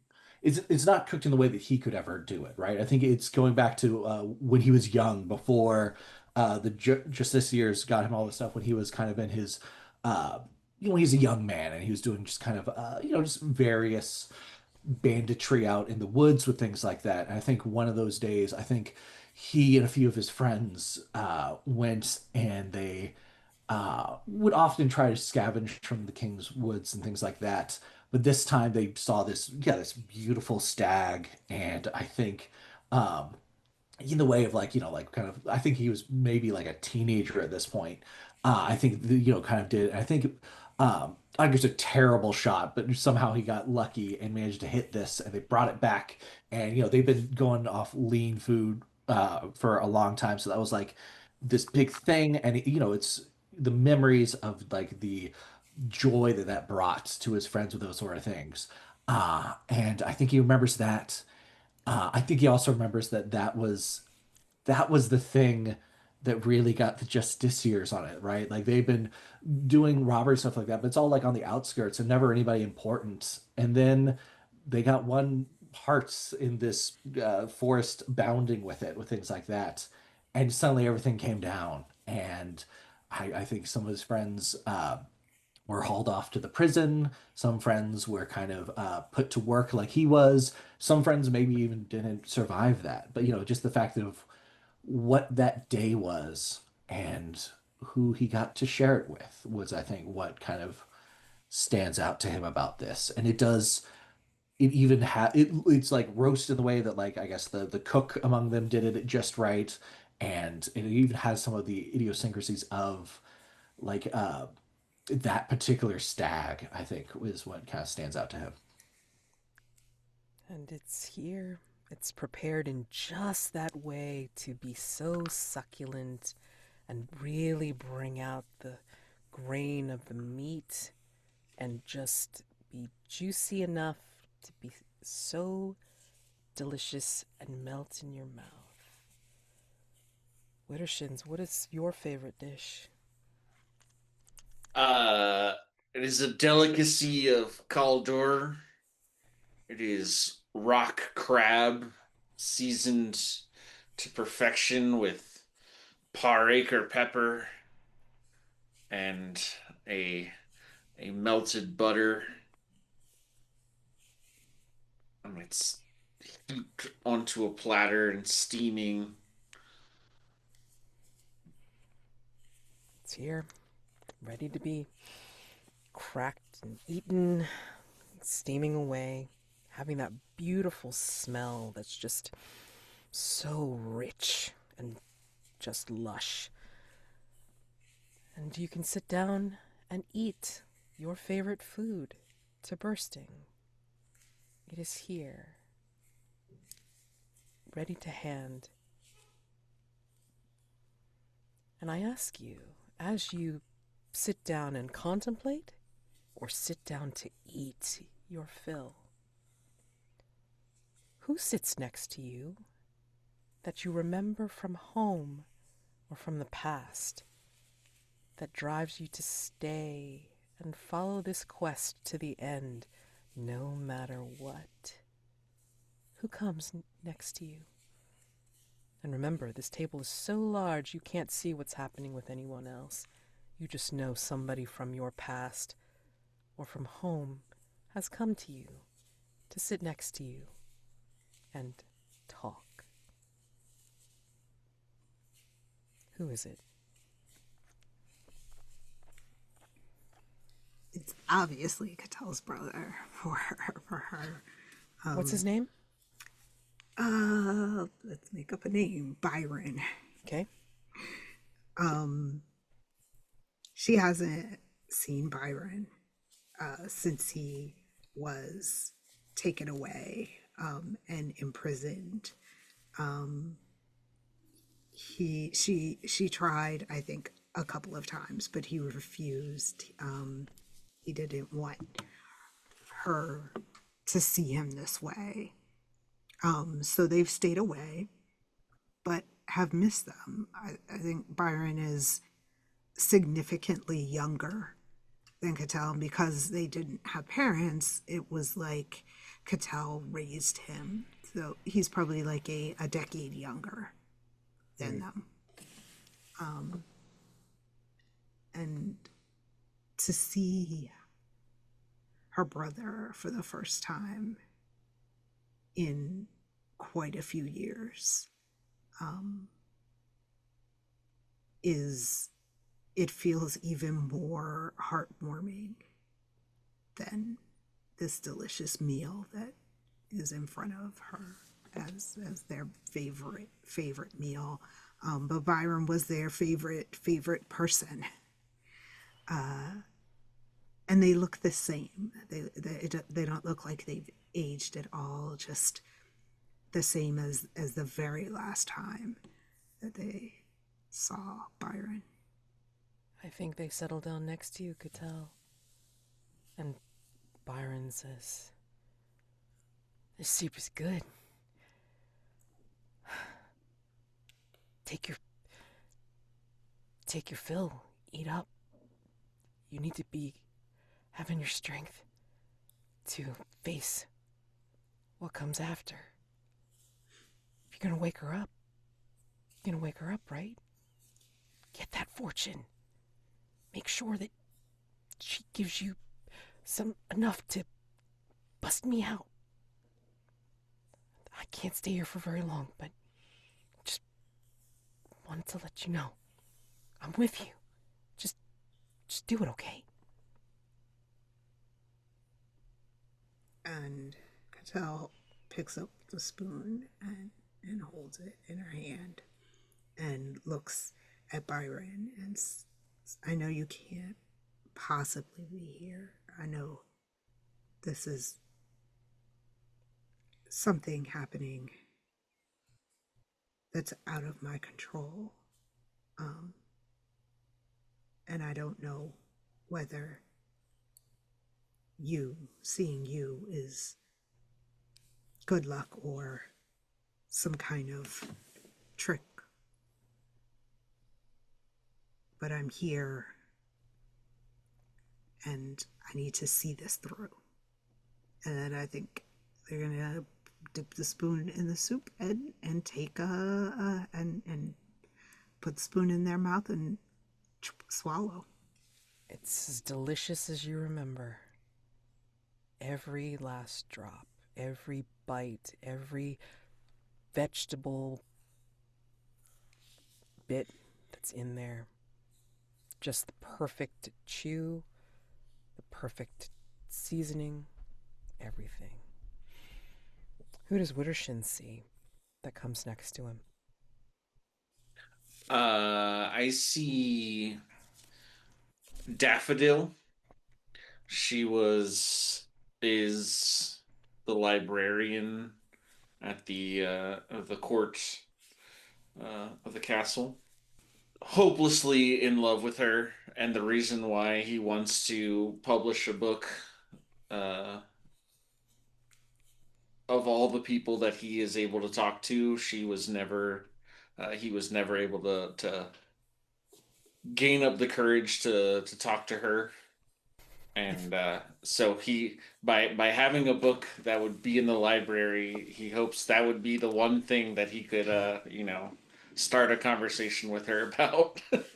It's a very long road to get to starting a conversation.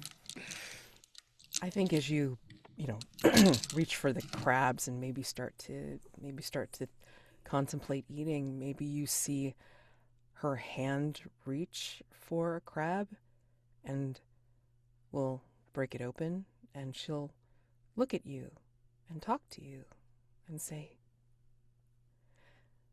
"Well, you're here now. You know what you have to do, right? You have to use your knowledge. Get her to wake. And when she wakes, she'll reward you. And then you can publish.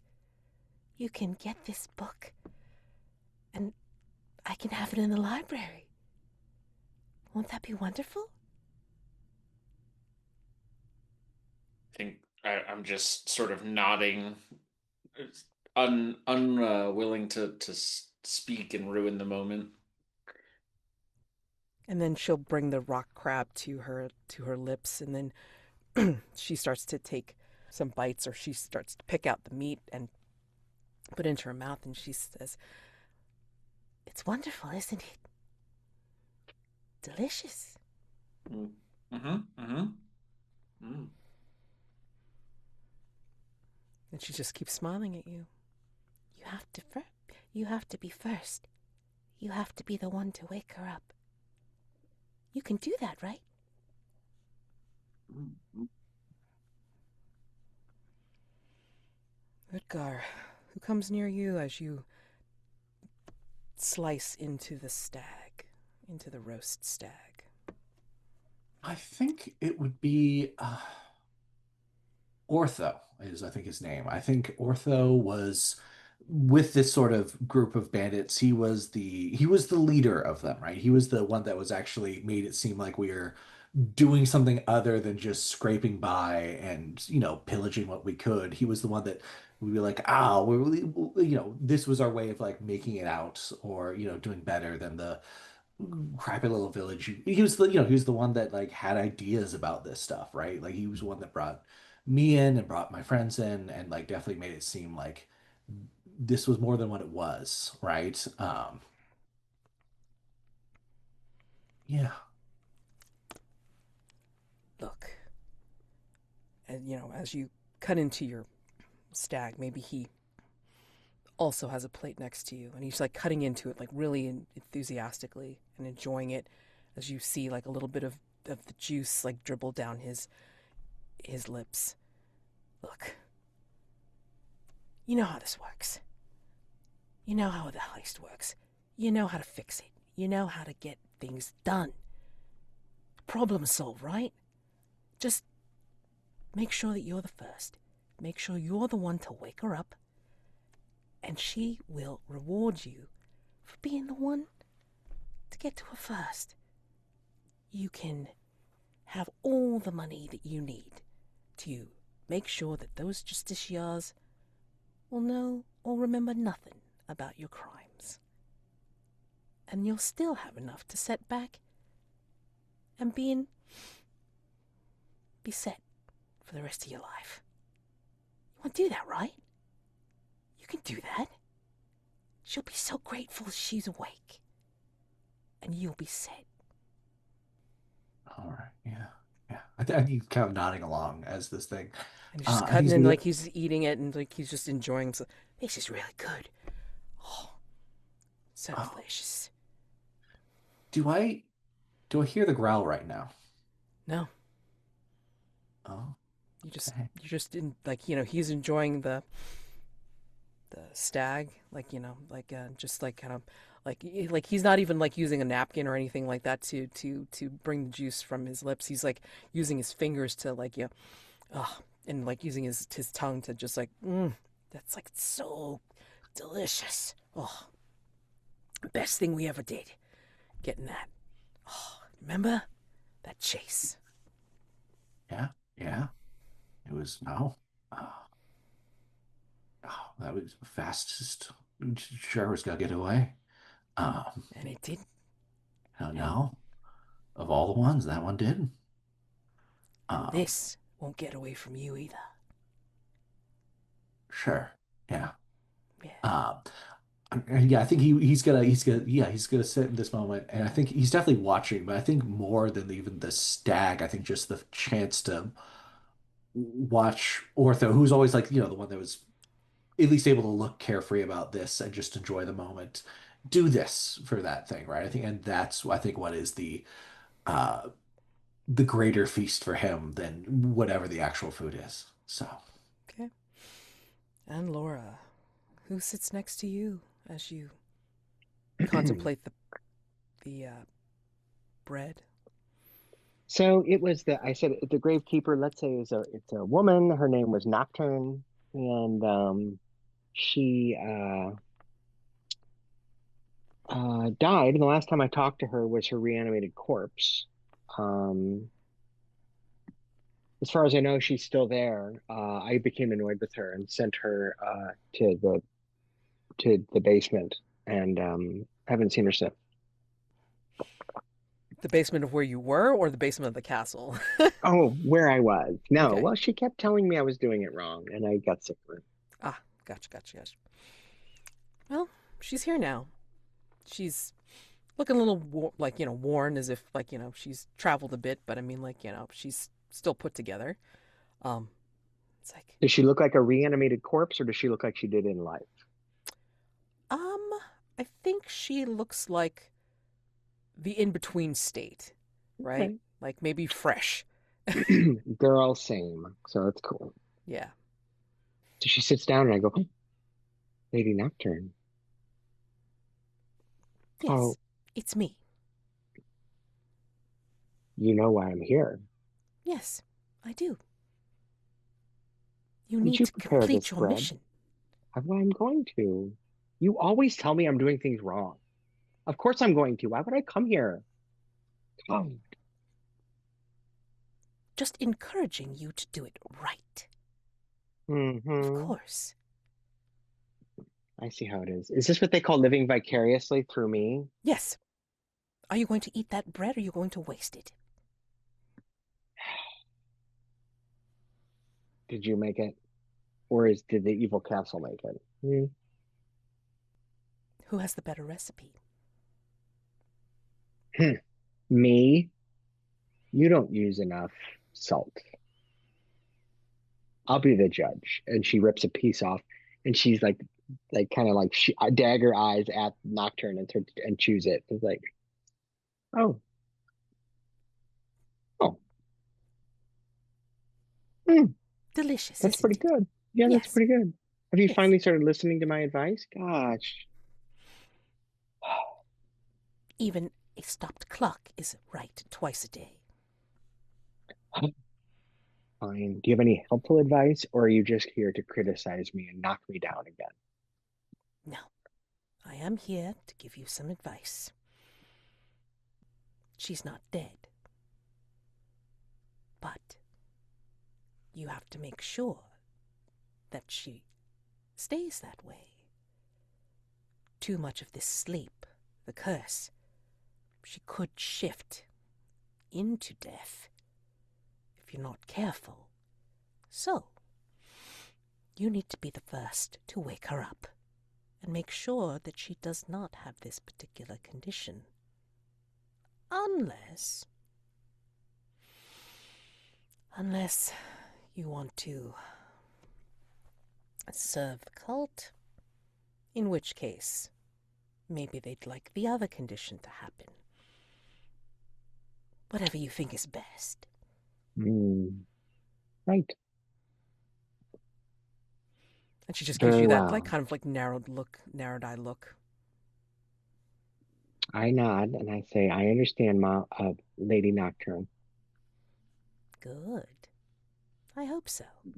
Regardless, you still have to be the first before the rest of them get any ideas.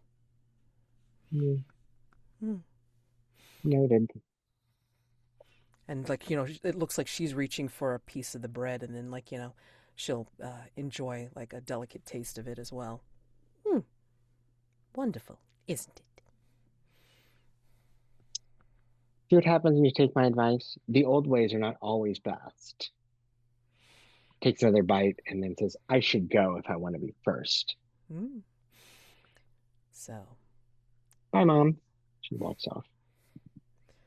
And I ask each of you, before they disappear into the ethereal, as the mists start to part and you finish whatever you have as your meal, whom of your group do they warn you about?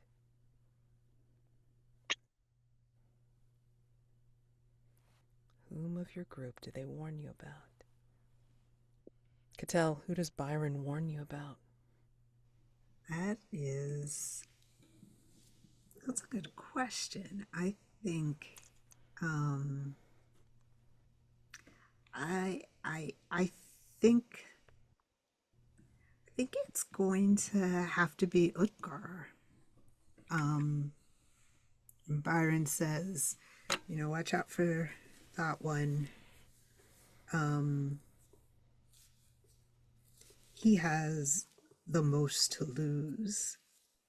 I think he looks at the rest of them, and he says they all have something to lose, but you don't want to cross the judiciaries. Widdershins, who does Daffodil warn you against as you finish the rock crabs? I think I'm warned about Lora. She was close to the princess at a young age, and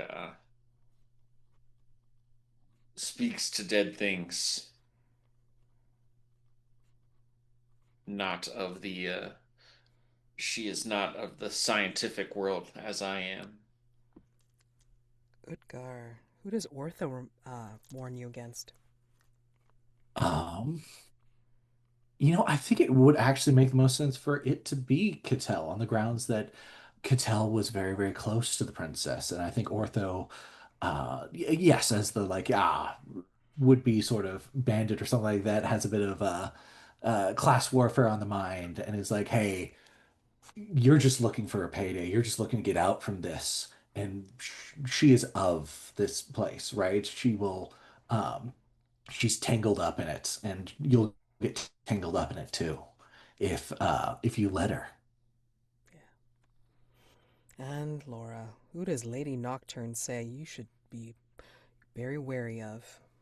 Oh, Widdershins, clearly, because, you know, I saw the way he looked at me when or at Laura, that's Nocturne is saying, I saw the way he looked at you when you were speaking to that dead body. He would be one to condemn if he can't understand it with his devices. One more question. As you finish your food, the mists part. You look down at your empty plate, and it has become a dry, dusty, desiccated thing. What remains on the plate, though, that reminds you of your drive? What do you see there?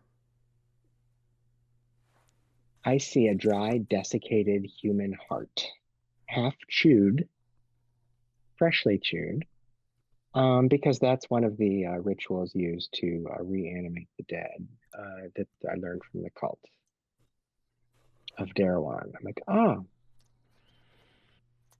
Utgar, what remains on your plate, reminding you of your drive? I think it would be I think it's some iron rings. I think it's just like nothing fancy, not proper jewelry, but I do think that one of Ortho's whole like making this a thing or something like that was he had all our kind of bandit group. I'll get that as like, yeah, it'll be a mark of our, almost, yeah, making it something fanciful or something like that. And I think there is, I don't know, there's maybe about a dozen of us that, and I think the number that are there are the exact number of the ones that are. I think there's probably nine. Yeah, I'd say about nine because I think those are the ones that have died since those days, right? I think it's. I don't think that Utgar is the last one, but he's pretty close, and I think I see among those nine is the one with a little notch that was Orthos, right? Because I he was not one of the ones that survived this far, so. Okay. Widdershins, what do you see that remains to remind you of your drive? I think there are pages, like loose sheets of paper. And it is all of the attempts that Widdershins made to write his own work before he decided that he it was too much work and he was just going to steal somebody else's to publish it. Okay. It's all of his discarded drafts, Right. terrible fantasy novels and everything Oh gosh. that he started writing. Oh no. And Katel, what remains on that dry plate that reminds you of your drive? It is um, a crumpled piece of paper that, when smoothed out and opened, is a like a warrant notice for her brother um, for theft from the royal treasury. Amazing. The splendor of that long ago time dissolves away, leaving the ruinous crumble you see before you. The dais is partially collapsed, no chairs, And when you raise your eyes, it reveals the ebony darkness of the night sky. No stars for comfort, as the roof has a gaping hole where the stained glass used to be. A sonorous roar can be heard distantly. So ends Ring 3. We're going to take another break. All right, so we're just going to rewind just a little bit. And I'm going to call for a ruin roll because it's like, that was just like a little wackadoodle. So we just want to make sure that we capture like how disturbed are these characters after coming out of that. So let me have everybody go into the roller, hit ruin, and roll. I got over again. Lora's doing fine. I did not roll over my ruin. Okay, so let's see. Lora is fine. Katel is fine. It looks like, I guess, Widdershins and Utgar are not fine. Nope. Correct. Okay, so basically, what that means is I would like to know how Katel and Lora stay grounded, and I want to know how Widdershins and Utgar like lose a little bit more to the darkness. I can go. I think all that thing. Well, yeah. How whether that was with it Laura rubbing off on him and him seeing a ghost, or that was just this place or a curse or himself. I think what kind of gets to him is just that sense of urgency on it, right? Where it's feeling like, again, where it's like he remembers, and while those were good times, right on the heels was when the Justiciars came in, right on the heels, and they came down, right? And so I think there's this sense of urgency and just kind of a feeling again that, yeah, he has to make it out with something because he can't just keep going like how he's been for over a decade now, right? And so I think that sort of desperation kind of sharpens with this sort of vision and encounter, and with the nostalgia comes the panic of that past. Widdershins, how do you fall deeper into the darkness? I think I am confronted by my failures to write convincingly. Uh, all of the all of the intelligence and skill that I have at alchemy and invention, and yet I can't string together more than a few sentences in any sort of convincing way, and that's all that I ever really wanted to do. And so, despite any of my achievements in the artifice realm, they're all worthless compared to not being able to express my written thoughts.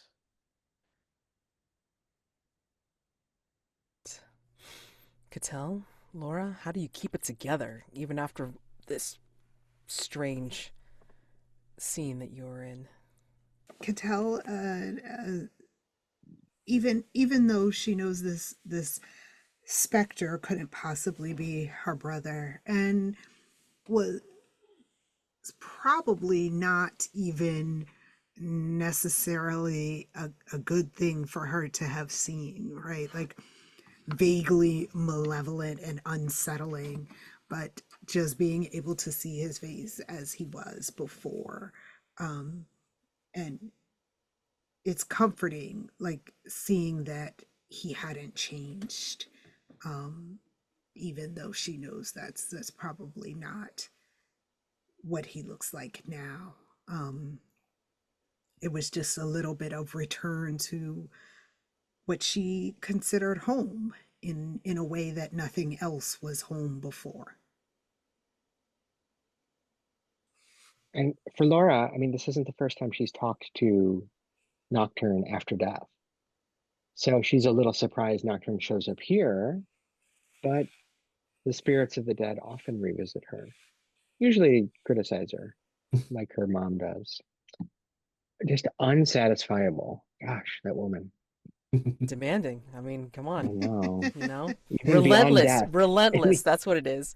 In But fact, still. okay, so let's see. All right, so you two are fine, but with Widdershins and Utgar, let's see.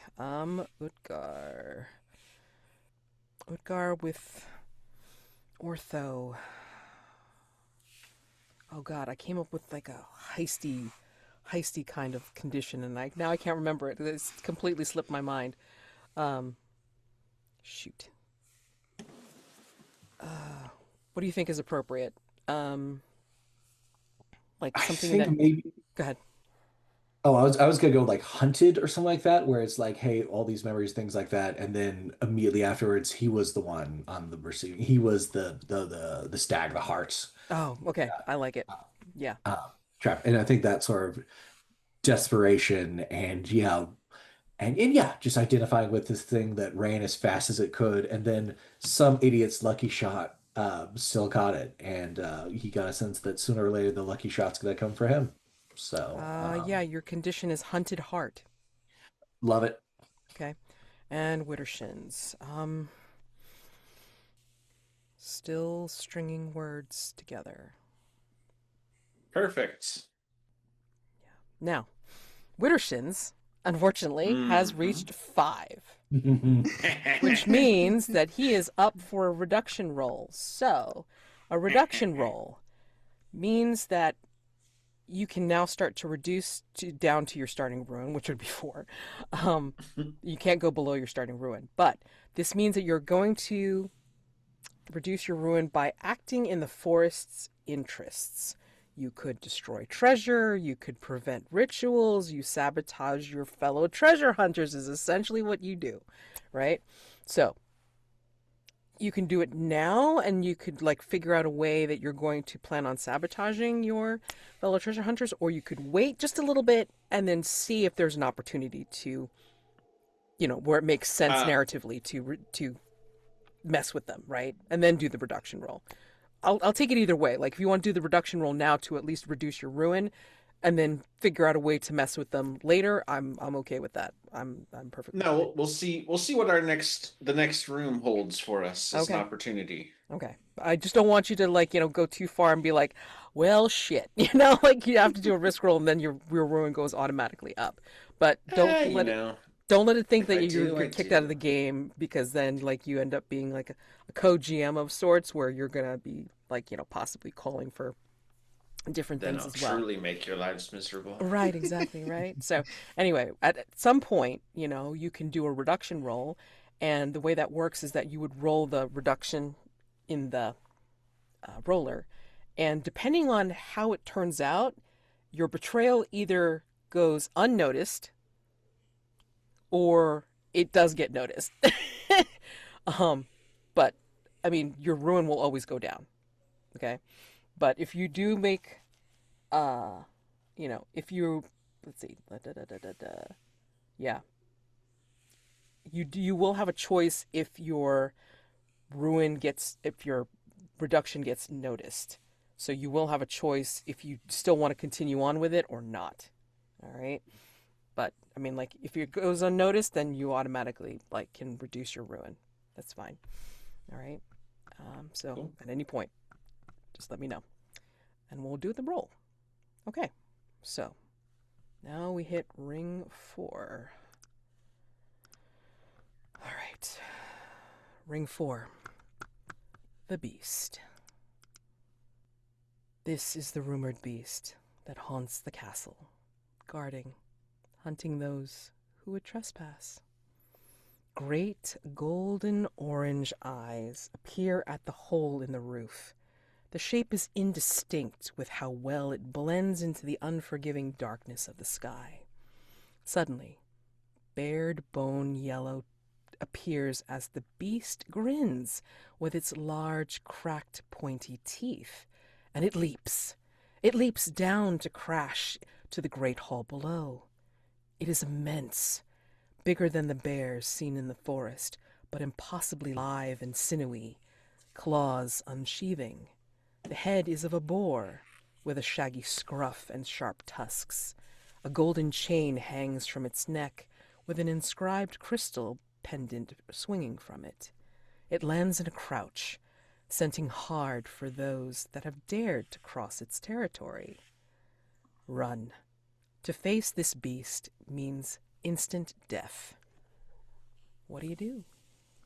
I think even if Utgar is at his most sensible, his instinct would be to run, and he's not his most sensible, right? He is feeling cornered and all this stuff, so I think he's just gonna book it, right? And I think that makes the most sense on this. Maybe vaguely going towards the tower, but mostly just getting out away from this. Maybe aiming for a passageway that seems too small for it to follow, right? Sure. Mm-hmm. Yep. Probably call for risk rolls and all this kind of stuff, but I mean, like, I want to see what everybody else is trying, their plan is. Can we see like the place beyond which we want, like our goal, like beyond? Is there like a tunnel past where we like? Oh that's yeah, I where we mean, like, need to again, get? you're in the Great Hall. I mean, like, you Right.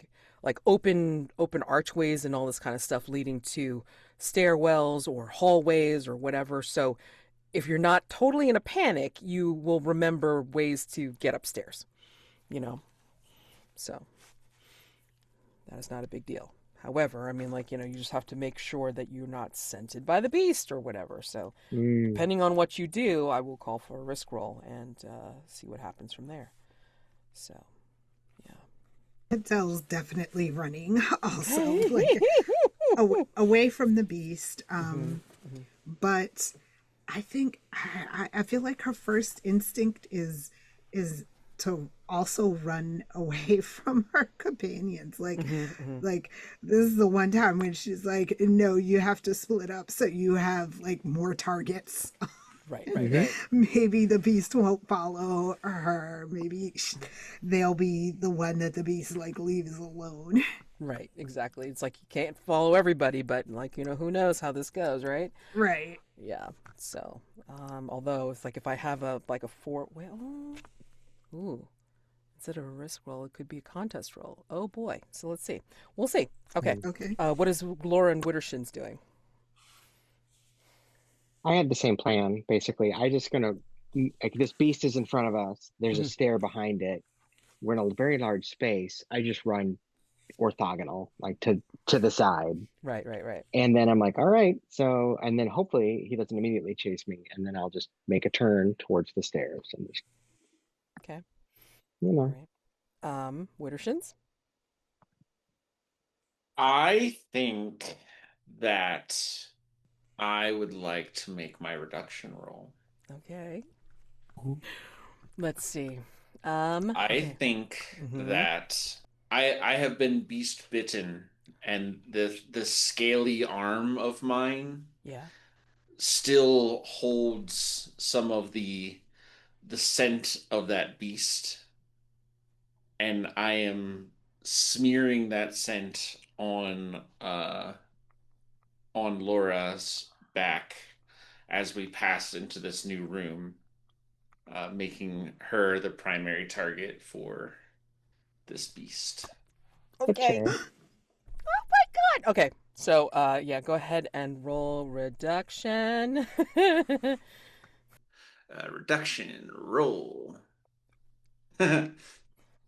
It is not. Okay. All right. So, okay.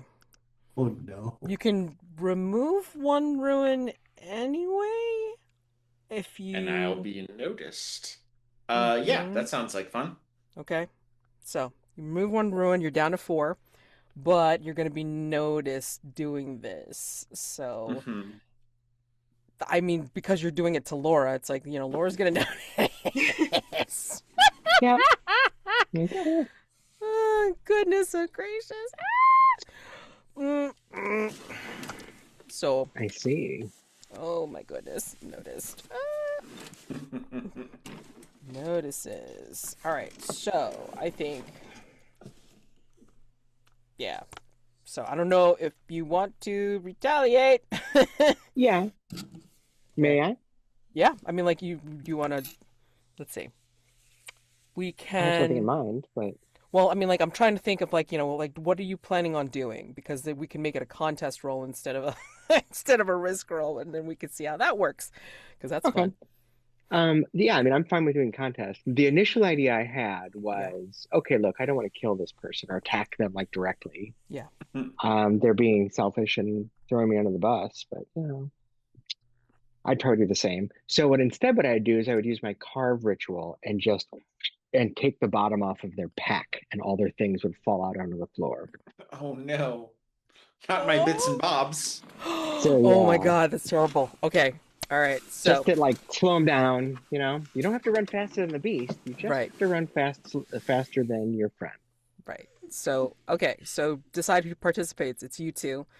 When treasure hunters act against each other, they must agree on what's at stake. So basically, it's like if Lora succeeds, then she manages to pull this off and will, like, mess you up by, like, having your bibs and bobs, like, fall on the floor. And then if you succeed, then, you manage to, like, not lose as much stuff and you manage to get away before she does. So, I think sort of what's at stake is all the clattering of the bits and bobs will gain the beast's attention yes. away from Laura, and Hmm. if I prevent her from cutting open my pack, then Yeah. the scent will linger on Yes. Laura. This So is about, it's yeah. basically Like, yeah, who's going to get gonna noticed? the Yeah. right. Who does the beast go after? 100%. Exactly. Exactly. Mhm. Okay.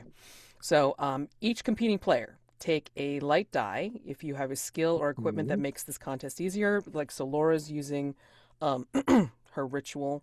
And for your ritual, that's carve. So, yeah, you got plenty of stuff to work with. And then for Widdershins, what are you going to... I Good. I have prepared for this. Mm-hmm. Mm. I have my ritual night walk, Oh, which allows me to move untraceably through the darkness. nice. Okay. All Uh, right. Cool, cool, so cool. I'm engaging in that. Okay, so skill, yeah, okay, I'll take it. All right, so that's light die. Just gonna Are we assume doing? they Are were we doing this on? contest, Yeah, contest. contest. Okay, so I've Okay, got one light die for contest so far. okay, and then like you take another light die for each mark of ruin you currently have. Ooh, we both have a lot. So let's see. I have 3, So and Bittershin basically, has 4. so a total of light die for Laura would be 4, and for Mhm. Widdershins it would be a total of 5 light die. Okay, for contest roll. Now you take a dark die if the contest itself is inherently deadly or dangerous. Yes, because you're trying to get you're trying not to get the beast's attention. So yeah. Mhm. Then Good. this is the fun part. You take as many dark die as you want to try and succeed at this roll. However, just remember that for every dark die that shows up as a 1, you add another point of ruin to your total. I can tell And we don't. you what we did in well, I guess it's not as important because we were doing it on stream. On Butter Princess, we when we did a contest, we each closed our eyes and then signaled to the GM how many extra dark dice we wanted to add, so that everybody knew. But we're just doing in the rolls, so we can just throw them Yeah. in the. Yeah, I mean, like, believe me, it's like, I'm taking pictures of the rolls, so I mean, like, I'll flash them on the screen when that actually comes up, so not a big deal. So you guys Okay. decide however many dark die you want to put in there. That is not a problem. And then, like, roll off when I say when I call it. Mhm. Okay. I've decided. I'm ready. I am ready. Okay. So light die and dark die all loaded, and then 3, 2, 1, roll. Oh, Come on! Oh my God! Oh! Look Oh. at all those ones. Oh, oh, oh, oh, no! Oh, God, what? Oh, jeez. I've never rolled that many ones on a trophy roll Holy, before. wait, That's oh, wait. amazing. Oh, my God. Went up by 4! Oh, my yeah, I God. have 3, so I went up to 7. The world just explodes. Oh, my God, the world exploded. The world has exploded. Okay. And, Well, Oh. Laura's did. and the winner Well, is still, wait. Okay, so hold on. This is great. Hold on, sorry. and the winner's who gets the most 6s. So Widdershin still won the contest. Yes, he Mhm. still won the contest, but I've seen winners that have won the Also- contest, but yet have lost to But then ruin, right? die. So they win I've and lost that way they win. They before. lost to the darkness. But in this case, Mhm. Widdershins has won. And Lora lost it. Yeah, I rolled 10 dice and I rolled only 1 6 and 1 2 and 4 ones on D6s. Like the odds are very small that I would do that poorly. But Yeah, with okay. me, yes, they are good. Gwen, I'm so sorry. It's cool. No, No, it's totally no. fine. It's all That's what I'm great. here for. Are you It's all kidding me? great. Oh my God. Okay, so the way this works is first we see what the success looks like. So you smeared the set on Lora. So I would like to know, like, you can narrate like what the beast does to, target Lora, right? And then Lora, you would say how you would get lost to the darkness. Now, this is not necessarily where, you get torn apart by the beast or whatever. You narrate how you think it happens. Okay. Okay? So. But Widdershins, Roger goes first, right? Yeah. Widdershins goes first. Yeah. So I think the sort of scaly skin sort of breaks open a little bit, and some like blackish pus seeps out of the open wounds there, and it has just like this powerful odor, and that's what causes Lora to turn and see, and uh, before she is able to carve open his backpack, uh, he hits a pocket in his leather apron, and a black cloud just erupts from this like glass vial he had stored there, and it just cloaks him in shadows, and then he just sort of skips away out of the darkness as Laura is left with this powerful scent, and the beast turns its head and sort of sniffs the air. All right. So what happens then, right? So Widdershins kind of disappears, and I'm like, what the? Oh, and then I look up, and the beast is like, and then it starts to walk, clump, clump, and it starts to speed up, clump, clump, and it's going faster and faster at Lora, and Laura's like, oh shit, and then a big giant paw just smacks into her and sends her skidding across the floor away from where she was. And she kind of crashes into some furniture, and when she kind of shakes her head and looks up, and well, I mean, I guess it depends on whether she's gonna survive this or not, how I would play this. This isn't really something she can survive, right? She got ruined 7. She's gone, or Yeah, she's like, yeah, yeah, okay. she's So lost, right? she looks up and she's like, oh God, that was unpleasant. And she sees the beast over there, just, seeming to busy itself with something. And she stands up and kind of like, oh God, thank God. And starts to walk, and she's like, something feels weird. And she looks over at the beast and sees that the beast is devouring her body. And she's like, oh, Brutal. shit. And then she looks down and she can see that she's actually translucent. And she looks up and she starts to see all of these spirits, all the spirit that she'd used and manipulated her whole adult necromantic life, to start coming through the walls and out of the floors and down from the ceiling towards her, reaching their spectral fingers and closer and closer. And she's like, oh no, I should have listened to my mother. And then, oh my God, amazing! Ah, amazing! And I think would we like cut from that fade and go back to the camera on the beast, like in like a top down kind of thing, and then like we see them finish like devouring what devours. We just like see like a splat of blood off to the side, and then like raises his scruff to the ceiling and roars, and he just pants and snorts and says, no, no, no, she was promised to me. We were betrothed so many years ago. I will awaken her. I will be her one true Love! And then, like, he's just screaming this.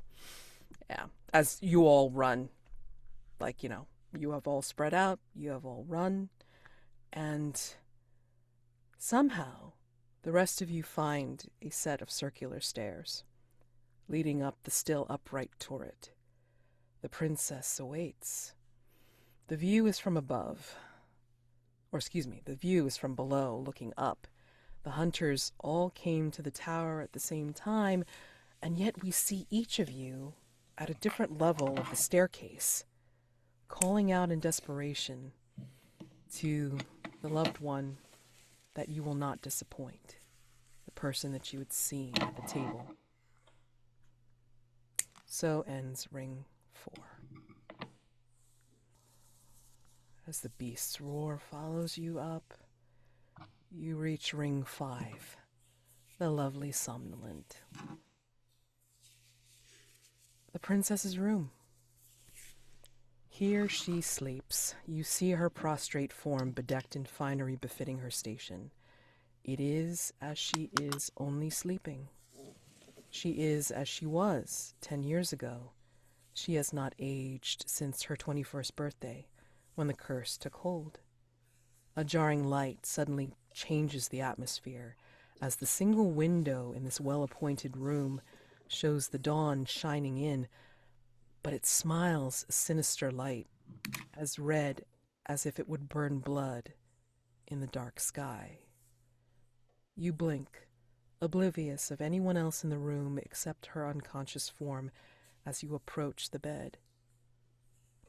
You have traveled so far and been through so much to come to me.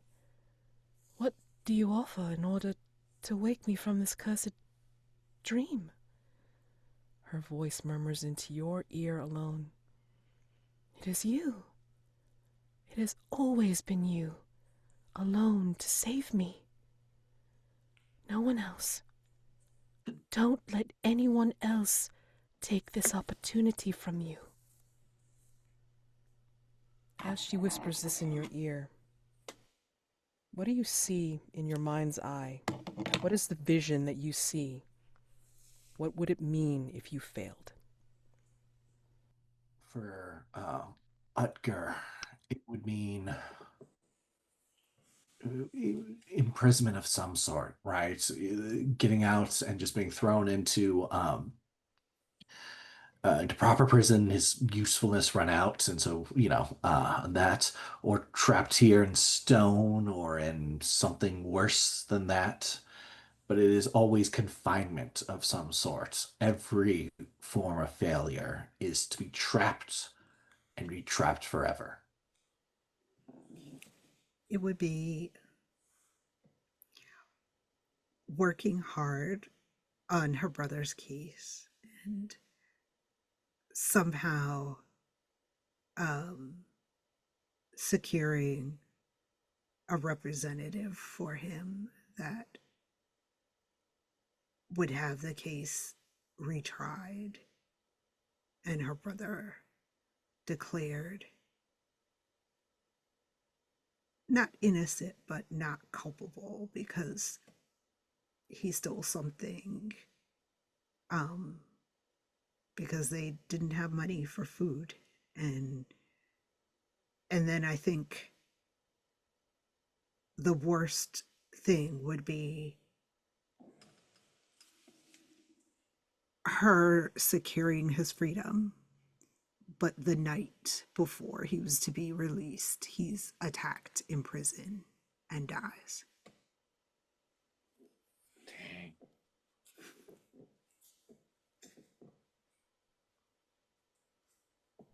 Widdershins. Widdershins has to get this published so that he can return to Kadul and get more information, because the sickness of the beast bite is, he's not fully cured. It's coming back. And he needs another cure to keep him from turning into a beast. And I think as each of you approach the bed, you notice that there are ritual implements along the side. A dagger, a lit candle, a length of rope, and a vial that could be poison. So, I think this is where, as the red of the strange dawn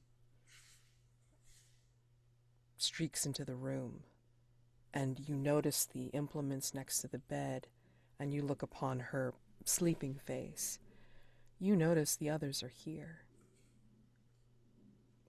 You're all equidistant from the bed. What do you do? Or what is your plan to do? Because this is going to end up being like a three-way contest roll. I would like to know what you all are going to do. I have prepared for this. I have 3, although I only need 2, uh, glue traps essentially that I'm going to throw at the feet of my my other competitors to stick them to the floor and keep them from being able to reach the princess. Utgar, Katel, what do you plan on doing? Katel has also somewhat prepared for this. And I think they want to, I think they want to use one of their rituals, cast one of their rituals. Awesome. Which one? Oh yeah. Which is called Burrow. Yes. Okay. And it would basically be that they would suddenly like start sinking down into the flooring and the ground of this room, and you kind of see like the wooden slats of the floor like bump up as they move toward the princess. Cool. And Utgar.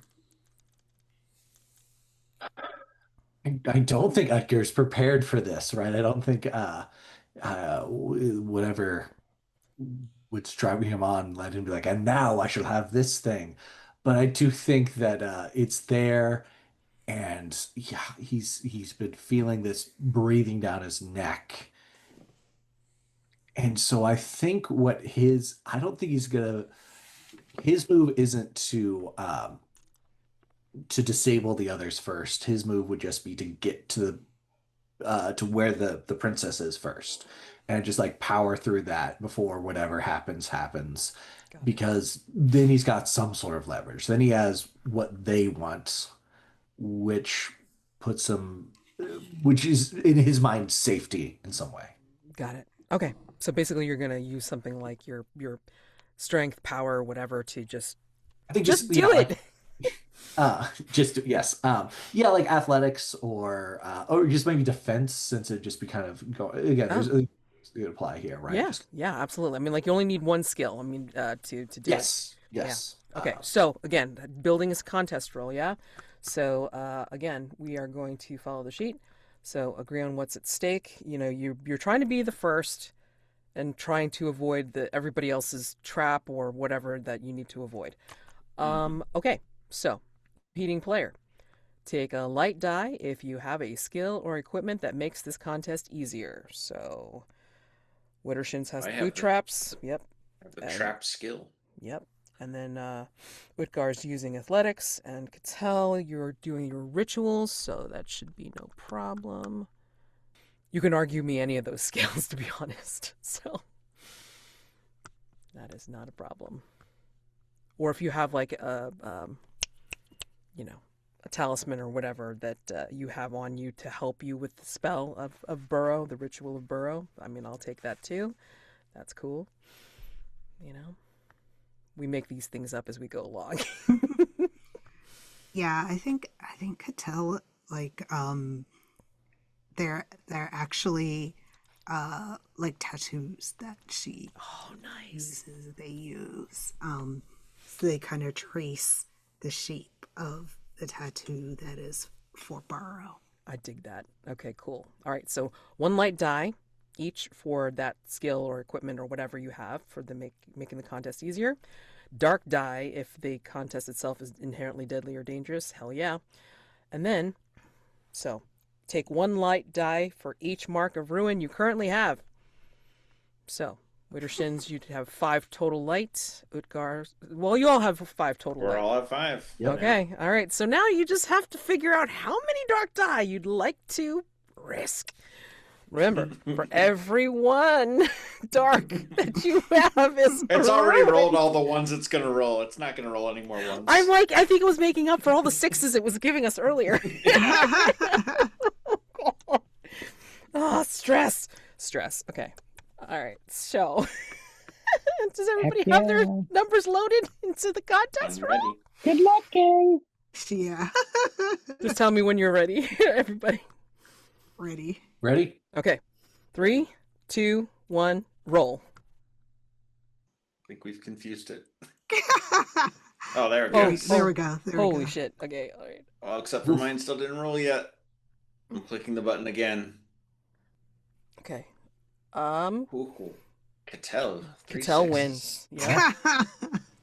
All right. So, Katel adds 1 ruin, Okay. and Widdershins adds 1 ruin. Yeah. And then so it goes. Katel wins, and then Widdershins, and then Utgar. Although, because of Look at the all way they those did it, 5s, though. I know. Although with the way it goes, like it's as you win, though, I would also like to know, Katel, what happens, or what do you see or sense that gets you closer to the darkness, that brings your ruin up? And then same for Widdershins when you pull off the glue trap. So, like, we could interpret this as, Katel, you get there first, and then like Widdershins, like your glue trap doesn't catch Katel, but it catches, Utgar, and so on and so forth. So, yeah, let's start with Katel. So, what does it look like when you cast Burrow and then get to the princess? Yeah, so she just sinks down into the floorboards, and there's it's almost like a very like minor earthquake kind of feeling for everyone else. Like the ground shudders a bit, and then they rise again right there at the princess's side in touching distance of the princess. And I think Katel looks down at the princess's face and remembers all the times that they were standing by the princess's side. And it's not quite as she remembered. I think she felt at the time that they had a connection. She wasn't just a bodyguard, but now it feels like she was expendable, and that's not as nice a feeling. There's something whispering in the back of her head, like filling her ears, that says, you were supposed to die for her. You were supposed to be the one protecting her. This is your fault. And she teeters a bit more in that morally gray area that she's kind of always inhabited, and she wonders if she had done something that wasn't quite nice or legal or on the up and up if she had been able to stop this from happening. But it was because she said, no, I can't do something that terrible at the time. If that hadn't stopped her, then would this be the fate of the princess right now? How do you wake her? Just out of curiosity. Um, they put like a hand on the princess's shoulder. Um, as the bodyguard, I think they always stood sort of one step behind and a little bit to the side of the princess. And that was a a gesture that she would often do to remind the princess that they were there protecting them, that they had their back. Um, and it just feels natural to make that gesture again, and then to lean over and kiss the princess on her forehead and say, I'm here now. Widdershins, how do you pull off the glue trap? But you probably only get Utgar in your trap. Yeah, well, Utgar being large and charging, I think takes the most attention, and by the time he catches Utgar in the trap and he turns to throw the trap at Katel, she's already slid into the floor, Yeah. and the glue trap just hits the floor where they already fell into. Hmm. And how does it get you closer to the darkness, though? What do you see? What do you sense that brings you closer? I think Utgar gives Widdershins a look of just like almost like heartbreak at being betrayed. And Widdershins has already betrayed Lora and betrayed now. The first thing they did was Utgar came and stood behind him to intimidate those thugs away. And I think Widdershins realizes like what a piece of shit he is in that moment. Like all these people were just trying to, support him and help him in some way, and he's, you know, fucked them all over. Exactly. And Utgar, you are there, glued into place. So, I mean, what does that do to you seeing that uh, Cattell has reached the princess and Widdershins is, well, looking into your eyes and seeing your disappointment, disdain, whatever feeling is in your eyes? Yeah, I think there's definitely there's some hurts there, right? Where well, because yeah, it was like where was Ortho warning him was about like the palace people and things like that. And whatever Widdershins also was this kind of yeah, was seemed to be much more of a kind, it seemed. I don't think Edgar necessarily knows about the mentorship or anything like that. And so, yeah, this kind of hurt, and I guess also hurt that it was just this instant presupposition, I guess, because it seemed like everyone was ready for this, Hmm. except for him, and he was supposed to be the guy that was used to this, used to like the worst jobs and just the grim necessities, but somehow it didn't occur to him that this was going to be what was necessary, and that it feels bad for the betrayal, and that feels bad for just how he because he was the fool here, right? And I think. Then also there's the trap, and with kind of the growing panic in him, his first instinct is kind of thrash against. I think that only makes it worse with the glue trap and things like that, just kind of tangling up with it. And I think he sees Katel with that and recognizes like there is no way that he was going to have some sort of moment or revelation here, and he was always going to end up not to be the one to do it. And so, yeah, I think that kind of is what hits him as he sees Cattell wake the princess. And I think you hear the sonorous roar coming up. Katel, you've won. Now come and see your reward, she whispers as she brings you to the window. You can't look away. The red sun burns itself into your eyes. Do you see yourself worthy? Worthy of a princess? See your reward. May it burn into your vision as I will burn my way into your heart. We fade into darkness. Credits roll, and this is your opportunity to have a mid-credits, post-credits scene, like your epilogue, with not mentioning the other players. If you have survived,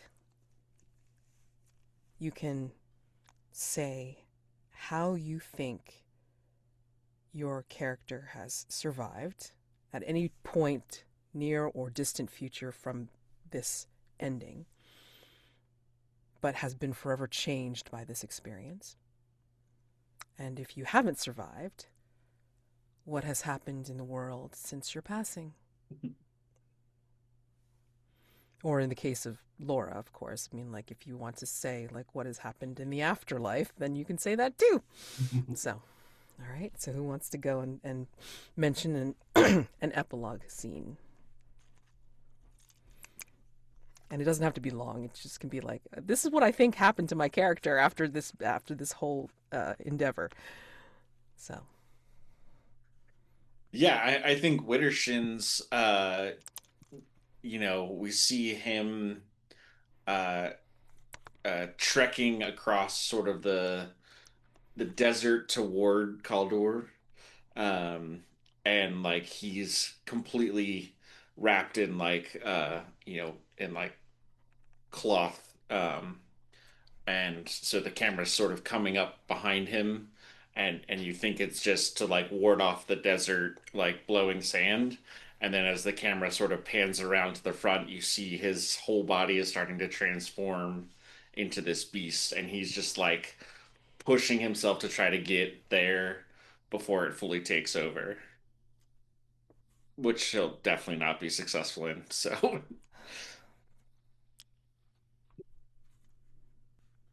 Who's next? Here you go, Conor. Sure, I can go with Utgar. Yeah. I think however the others have left this place, they do so before Utgar manages to. I think Utgar is caught in in the glue trap, and the getting disentangled is a slow and painful, like definitely like very kind of like raw, where it touched the skin and like tear on his clothes where it was. But he's a strong guy, and he's got plenty of his strength left. He's not really started to lose that yet properly. And so he is left in this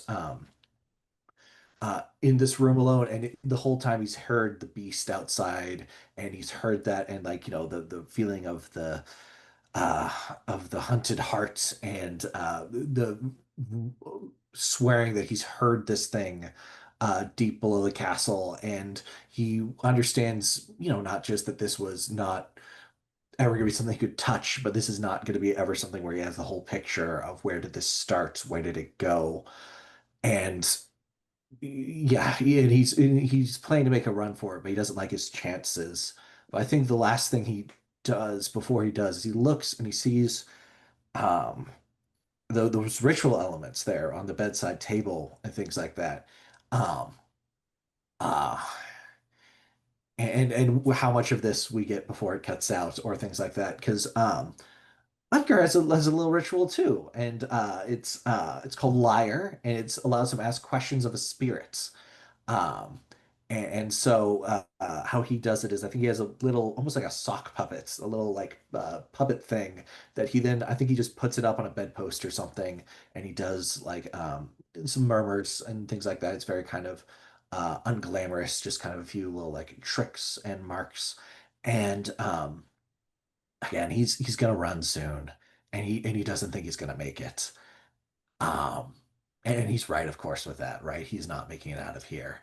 But yeah, Utker is often a blunt instrument, but he's not dull exactly. And so I think he sees those ritual instruments, and before he tries to run, he just wants to kind of know. And so I think he's going to ask it, the spirit. Because the thing is, the way the ritual works is it always lies. But I think, and so he can't ask complex questions. So I think he's asking, and again, I don't, I think he's like, did the princess do this to herself? I guess would be what it was, right? Because like, um, this is just maybe a hunch, maybe this is just a question. He can't get all the answers, but he can get a simple yes or no, and whatever it tells him, well, he knows that the opposite is true, and either someone else did this, or this was the full circle of it. And he at least gets to hold on to that before he runs futilely for the door. So, yeah. I think Katel knows that something has happened. Like she felt something shift within her soul when she woke the princess, and they get word that the brother has been released on some sort of technicality, and he is no longer imprisoned, which was what they wanted, but they cannot leave the castle. They are now bound to this land and to the princess, and they cannot go anywhere. And the brother, whatever it was that Katel secretly wished for her brother's release, he doesn't remember Katel at all. So he doesn't come to the castle. They've not seen each other, and he's living a happy life with some coin that he was given as he was released. No explanation, just this was left for you. And sometimes Katel hears people tell stories about this successful like artisan. He like makes furniture kind of thing, but she is living in the castle and cannot leave, and this gossip, these little pieces that people whisper are all the scraps that she has of her brother's life. Hmm. What do you think for Lora? I think for Laura, she joins the cult of Marwan. She did not know, but they exist beyond death. And so then she learns that the necromancers in life are actually tools being manipulated by the cult from beyond the grave. And so she is now with her people. Oh my God. Unfortunately, her mother is also there Whoops. Oh for no. eternity. Oh. Oh. Oh gosh. Mm. Not sure if that's good, bad, or holy crap. Yeah, amazing. Oh my God. Out of ring Well five, done. and we have completed the lovely Somnolent. Thank you so Oh, much for so joining me good. at this table. If you have a little bit of time, I'm so sorry that we ran over, but if you have a little bit of time and want to give like a star or a couple of stars, if you know how this works, I mean, like, yeah, stars are for things that you appreciated about the gameplay, role play, each other, and then, like, just wanted to, like, close with that. If you need to debrief about anything that, you know, you saw or heard in the incursion, like, I'm happy to stick around and you know listen to feedback as well. But I mean, like, yeah, I mean, you all did such an excellent job with just the prompts and the descriptions and all this kind of stuff, and like I just loved the responses to, like, reacting to the things that were happening. So it always changes, and this is one of the reasons why I love Trophy so much, is because it's like it never is the same regardless of the rings Mm. don't change, but I mean, like, what how people react to them does, and it's Hmm. beautiful. It's absolutely gorgeous. So, wonderful job, everyone. So, stars for all of you.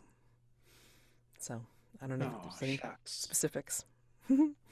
I just want to throw a star or two out. First, Lillie, you managed to get so much like emotion in your character. God. That Thank relationship you. with the brother, oh my Yes. goodness. Mm, Like, talk about so like, good. and it was like you would like play it kind of like low key, and then you'd say something that I'm like, oh my God, I just got backstabbed. It was really Yeah. good. So thank you for that. Roger, thank you for going for it when it was time to go for Yes. it and just That was like beautiful. destroying, betraying Lora. That's what we're supposed to do. And you did such a good job of it. It was great. Yeah. Right. And I loved actually, I loved Utgar's ending, Conor. So that was actually, I really enjoyed that last little Hmm. scene. That was really fun too.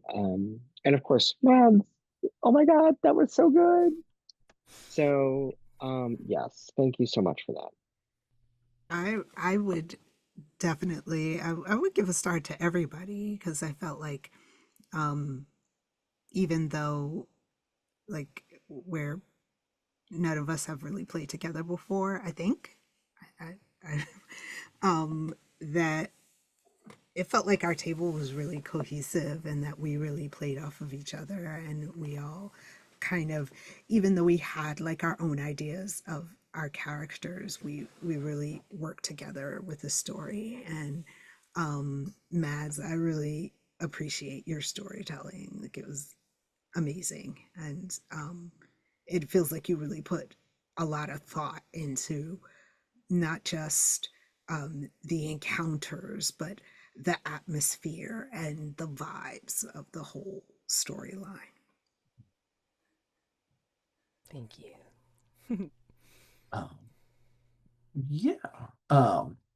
Think yeah, this is one where yeah, that's the pressures that right because the system does well, but the way you were putting that pressure on and the way that was prompting this to have these big moments was all so great. And yeah, and like yeah, of course the big swing of Widdershins kind of doing the turn. So And cool. once it started being like, oh, now we're against each other. Now it is Yeah. truly after having this kind of slow boil, and there is, a difference of goals, but that really coming very sharply into focus was wonderful.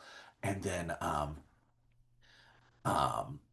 I think, yeah, just so everyone was so great. Laura, your just kind of ability to just sneak those little things in there, right? Because like a lot of Laura's Hmm. moments were kind of for fun in a lot of ways, but then of course it's like, oh, and then the mentor's also the mom in here, and like that kind of sharpens sense where it was so great because it was both this little like punch of pathos, but also like it kind of helped snap Laura into further focus with this stuff.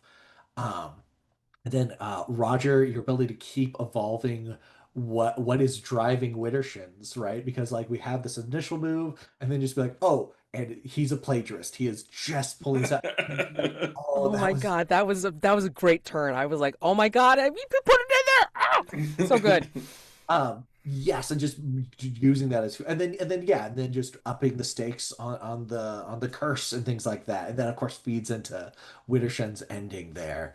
and then yes, and then Lillie, this yeah, the brother was really well done, but also just the balancing point where just like knowing where to touch on with like the dynamic with the princess, and then the brother, and then this sense of kind of being cast out with this stuff uh for this character that yeah, as was mentioned, was often played very understated, but we got to get multi a lot of the multifaceted parts of this character all at once. And so that was it was yeah, just I think that this was um a credit to the game and a credit to Mad's GMing, but also a credit to all of you guys who were able to like make these very kind of give a quiet dynamism to all your characters, and that was really wonderful. Yeah. Everybody was so unique and just so rich, especially when you got down to the descriptions of like who you saw, what you ate, and all this kind of stuff, because it was very evocative of each of your characters. Like I could see like who they were talking about, who they were seeing, and they became real people by the end, which was even sadder because of like all the shit that Yeah, happened they to them all. at the end. Yeah. Damn it. Oh my gosh, I love you guys. Oh my god, so good. Thank you all for joining me at the table. This was awesome. Yeah. Tons of fun. Great job, Mads. Thank you. Just spinning plates. The fact that you didn't know which four, assholes you were going to wind up with at the table, as far as characters go. And I think everybody at, uh, convention experiences can be super great, and you can also I've sat at tables that are just like, oh my gosh, is it over yet? Like, and it's always refreshing when you sit down with a bunch of strangers and have a blast and create something that didn't exist 4 hours ago, and now it's like this huge rich, like we could all go and tell this story, and like it would be interesting. So I love that about the hobby.